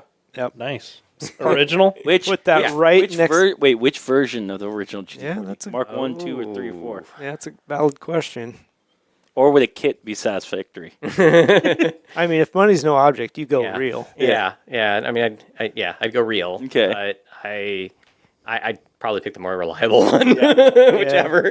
Mark 3 or Mark 4. Yeah. Yeah, they had some upgrades. Yeah. Great option. I mean, you park that right next to your F1, right? Yeah. Yeah. Hell yeah. All right. What car's a hard no? Absolutely will not drive it. Somebody hands you the keys. Oh gosh. You'd rather walk. I mean, that smart car's looking really intimidating. You know, I used to say a Prius, but a friend of mine actually had one that actually it moved pretty quick. But it was the newer one. An older Prius would definitely be a no. Yeah. Oh gosh, what's a hard no? This is the keys. You have to keep it forever. Here you go. And you're like, no, I can't do it. I know. I guess no offense, but just a stupid jacked up diesel. I mean, I'm all for diesels Okay. that are for like towing a So a stuff and whatnot. dude bro truck. But the one that's like overdone, like, Yeah. dude, you're compensating for something. 24-inch. I'm like, no, I don't want to be seen in that. Yep. It's Okay. That and also, if you realize, I am not very tall. Yeah. So it would look like I'm compensating. So Big old clackety clack diesel coming by. yeah. I mean, my dad has a Ram Cummins turbo diesel and has had several of them over the years, and I love it. No, it's Yeah. a great vehicle, but it's not like super jacked But up when you put whatever. them on rubber band tires that are 24 with the lifted and Yeah. glow lights No, underneath, thank you. Stack coming Yeah. out of the bed. truck balls hanging Any from the back. car that's stanced, hell no. Okay. Okay. How about that? Yeah, yeah. we Both got of a those. we got a stanced PT Cruiser coming to you this week. Yep. No, thank you. That's probably How one come of my everybody biggest. says no to that? I don't understand. It's the coolest car ever. Yeah, that's one of my pet peeves. Got one with the probably, cowl would hood be, and everything. Purple Woody. Yeah. Um, Shouldn't talk Oh, about your there we go. private life like that. Pontiac Aztec Oh, yeah. It's a great car. I love the Aztec. or the Nissan Juke, two of the ugliest cars built.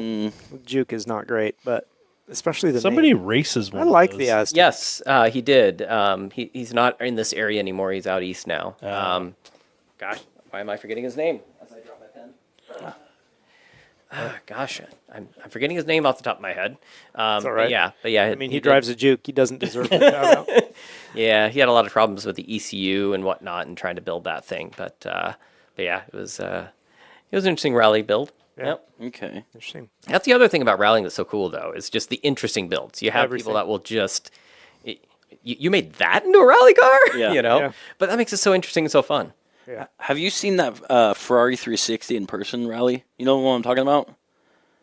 There's a Ferrari 360 someone rallies I've seen on YouTube a bunch, and I'm like, oh, I want to go and see that.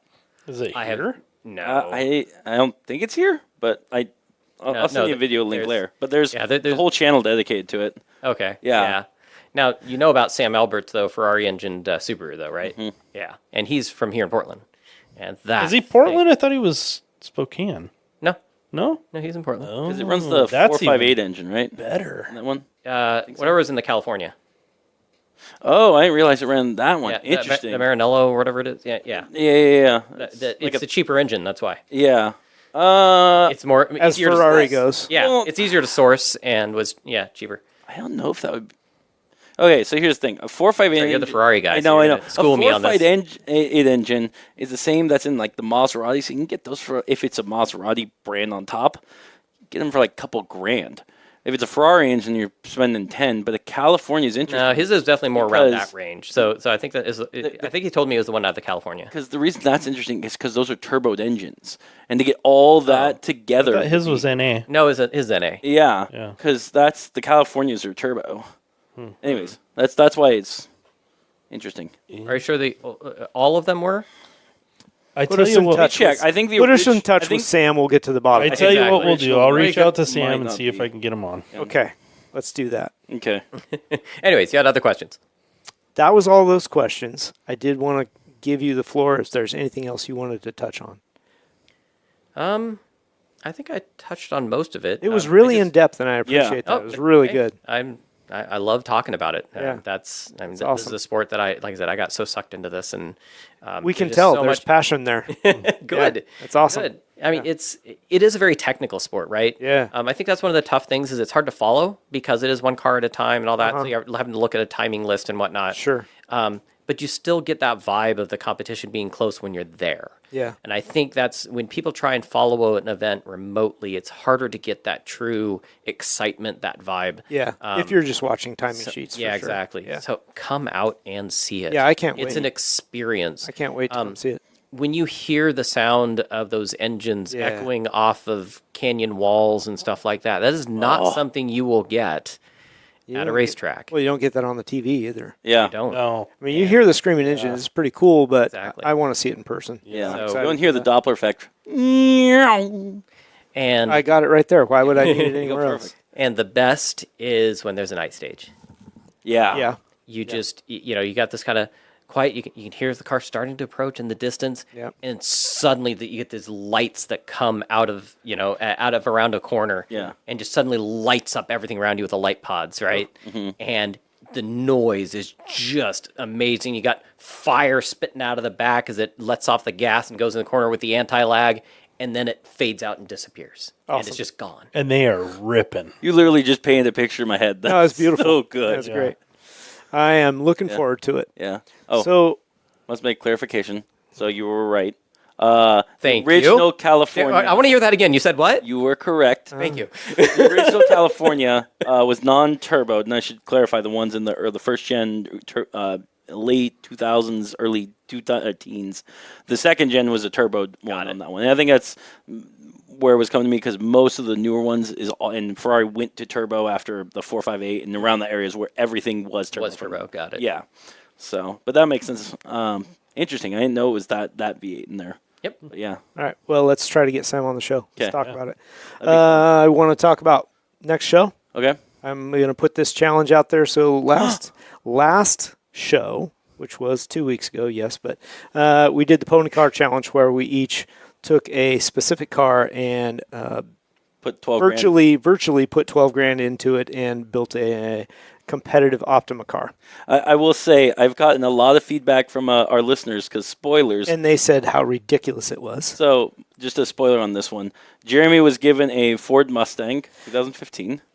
We don't do we need to go recap? back it. We don't need to recap. No, we don't Everybody need heard to it. recap. All right, fine. I'm just going to say a lot of our listeners are pissed at me because I put a Ford motor in a Chevy. Yeah, let's not do that again. So I tried to block out a little more rules to keep Grant in check. Okay, so here's the challenge. All right, this one is we're going to call it Project Autocross Challenge. Low budget build. Okay. All right, Okay. the build's designed for entry level autocrosser novice class, time only.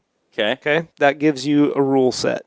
Okay. All right, car should be buildable in the future for expanded capabilities, or at some point you could lock it into a spec class. Okay. So don't go the top end. You want to be able to keep upgrading. Buildable. Okay.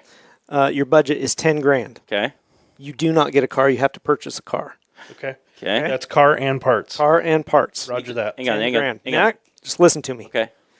All right. So we want people to be able to do this. Just like we talked Max into building the autocross truck. Yes. He went out and did it. Now his budget was a lot less than 10 grand. Mm-hmm.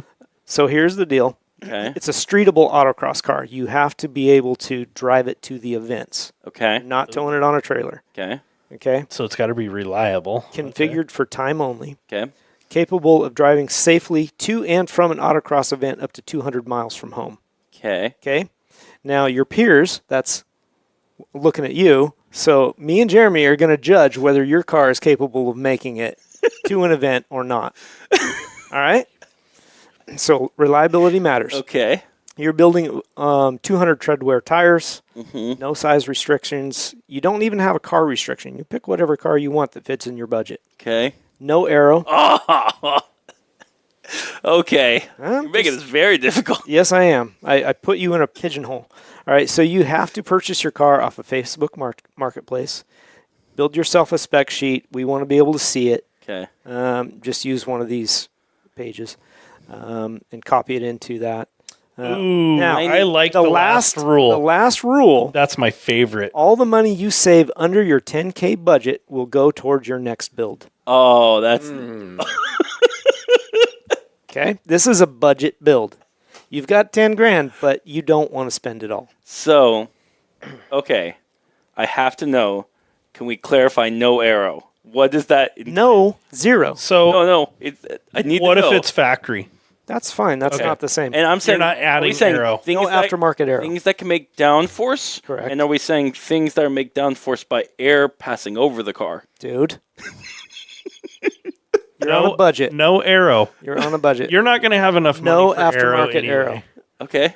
I'm thinking of some other No. stuff. What a dork. I know. You make things so Here we go with another This fucking should not be Ford that engine and a difficult. Subaru. Where are you going with this? Are you thinking like ground effect arrow? Is that what you're thinking? No, I'm thinking like a fan vehicle. Oh my gosh. You're so lame. What? Dude. On a 10 grand budget, you still have to buy the car, too. Yeah, you could put a fan in the Miata. Suck it to the You're ground. the worst. No. Why do I even try? On autocross, do you really think that's going to matter? No. Oh, you'd see some of our competitors how Grant? they're into it. Grant, It doesn't mean it matters. They may be into it, but it may not matter. Grant, I need you to be serious about this one, man. Dude, the last one I was. It was terrible. No, you So weren't. good. Terrible. It was awful. It was amazing. You took a perfectly good platform and fucked it Hey, over. I was going. did. We had the Optima Street Challenge, and I was like, I'm going for for the engineering category. I You want would have lost engineering. You would. 100% you lost The engineering. judges all threw up when you started talking. They're like, you put a Ford engine in a Chevy, you lose. You lose. we should ask some of Optima friends what they think. So I'd love to hear. I want to put this out to our listeners. Yeah. If you want to take on the challenge, build a spec sheet and email it to me. I'd be happy to go over it on the show. Yeah. Oh, yeah. Yeah. I'd be Hell interested yeah. to see if they're. So they're built- email untitledcarproject@gmail.com. And we'll pick the top 3. Oh, that'd be great. Do we want to give an award? To I the could do top- that. Yeah, the highest send out some T-shirts or something. Yeah, if you build top 3, we'll give a T-shirt to. Okay, Okay. I like it. I like it. Yeah, that's good. And a sticker. Yeah. Pile of them. Okay. Whatever. Yeah. So that's our show for tonight, Mike. Thank you very much for being Thank you here. so much. I really Fun. appreciate your time. I found it super intriguing, interesting. Makes me want to go see some rally. Oh, We are. That's, We're going. Yes. Now, I already know the dates that you threw out there. I think is our first autocross event. Just saying. How dare you? But we'll find something. We'll go. Oh, yeah. Well, we'll be maybe so. Is that on the Friday? So then come out. We run Saturday, Sunday. Okay. Yeah. Yeah. I'll be I'm there. checking. Yeah, he'll probably. I'll be there. Yeah. He could care less about the autocross. I really want to go to the Wednesday thing before. the You Wednesday still do thing. those? Oh, back when we did the press stage. Yeah. Yeah, we don't do that anymore. Oh. We actually come we start early on the Friday and do a shakedown, as we call it. Oh, okay. And there are some rides that we do for the press there. Grant is giving me an update, so it's not that weekend. Our first race is May 10th. Perfect. So it's the Yes. weekend before. Weekend before, yeah. So there That you go. is awesome. Yay. So that Get means that we're on We'll the all calendar. be there. I I'm like it. excited. Yeah. No, I'm excited to see that. Yay. Anyway, thanks everybody for listening. Really appreciate it. Again, share the show with your friends. Hit like, subscribe, whatever. Give us a follow on Instagram and Facebook. All the things. And check us out next week. We'll be back. Thanks And for listening. Send us an email at untitledcarproject@gmail.com. Thank you. good. Yeah.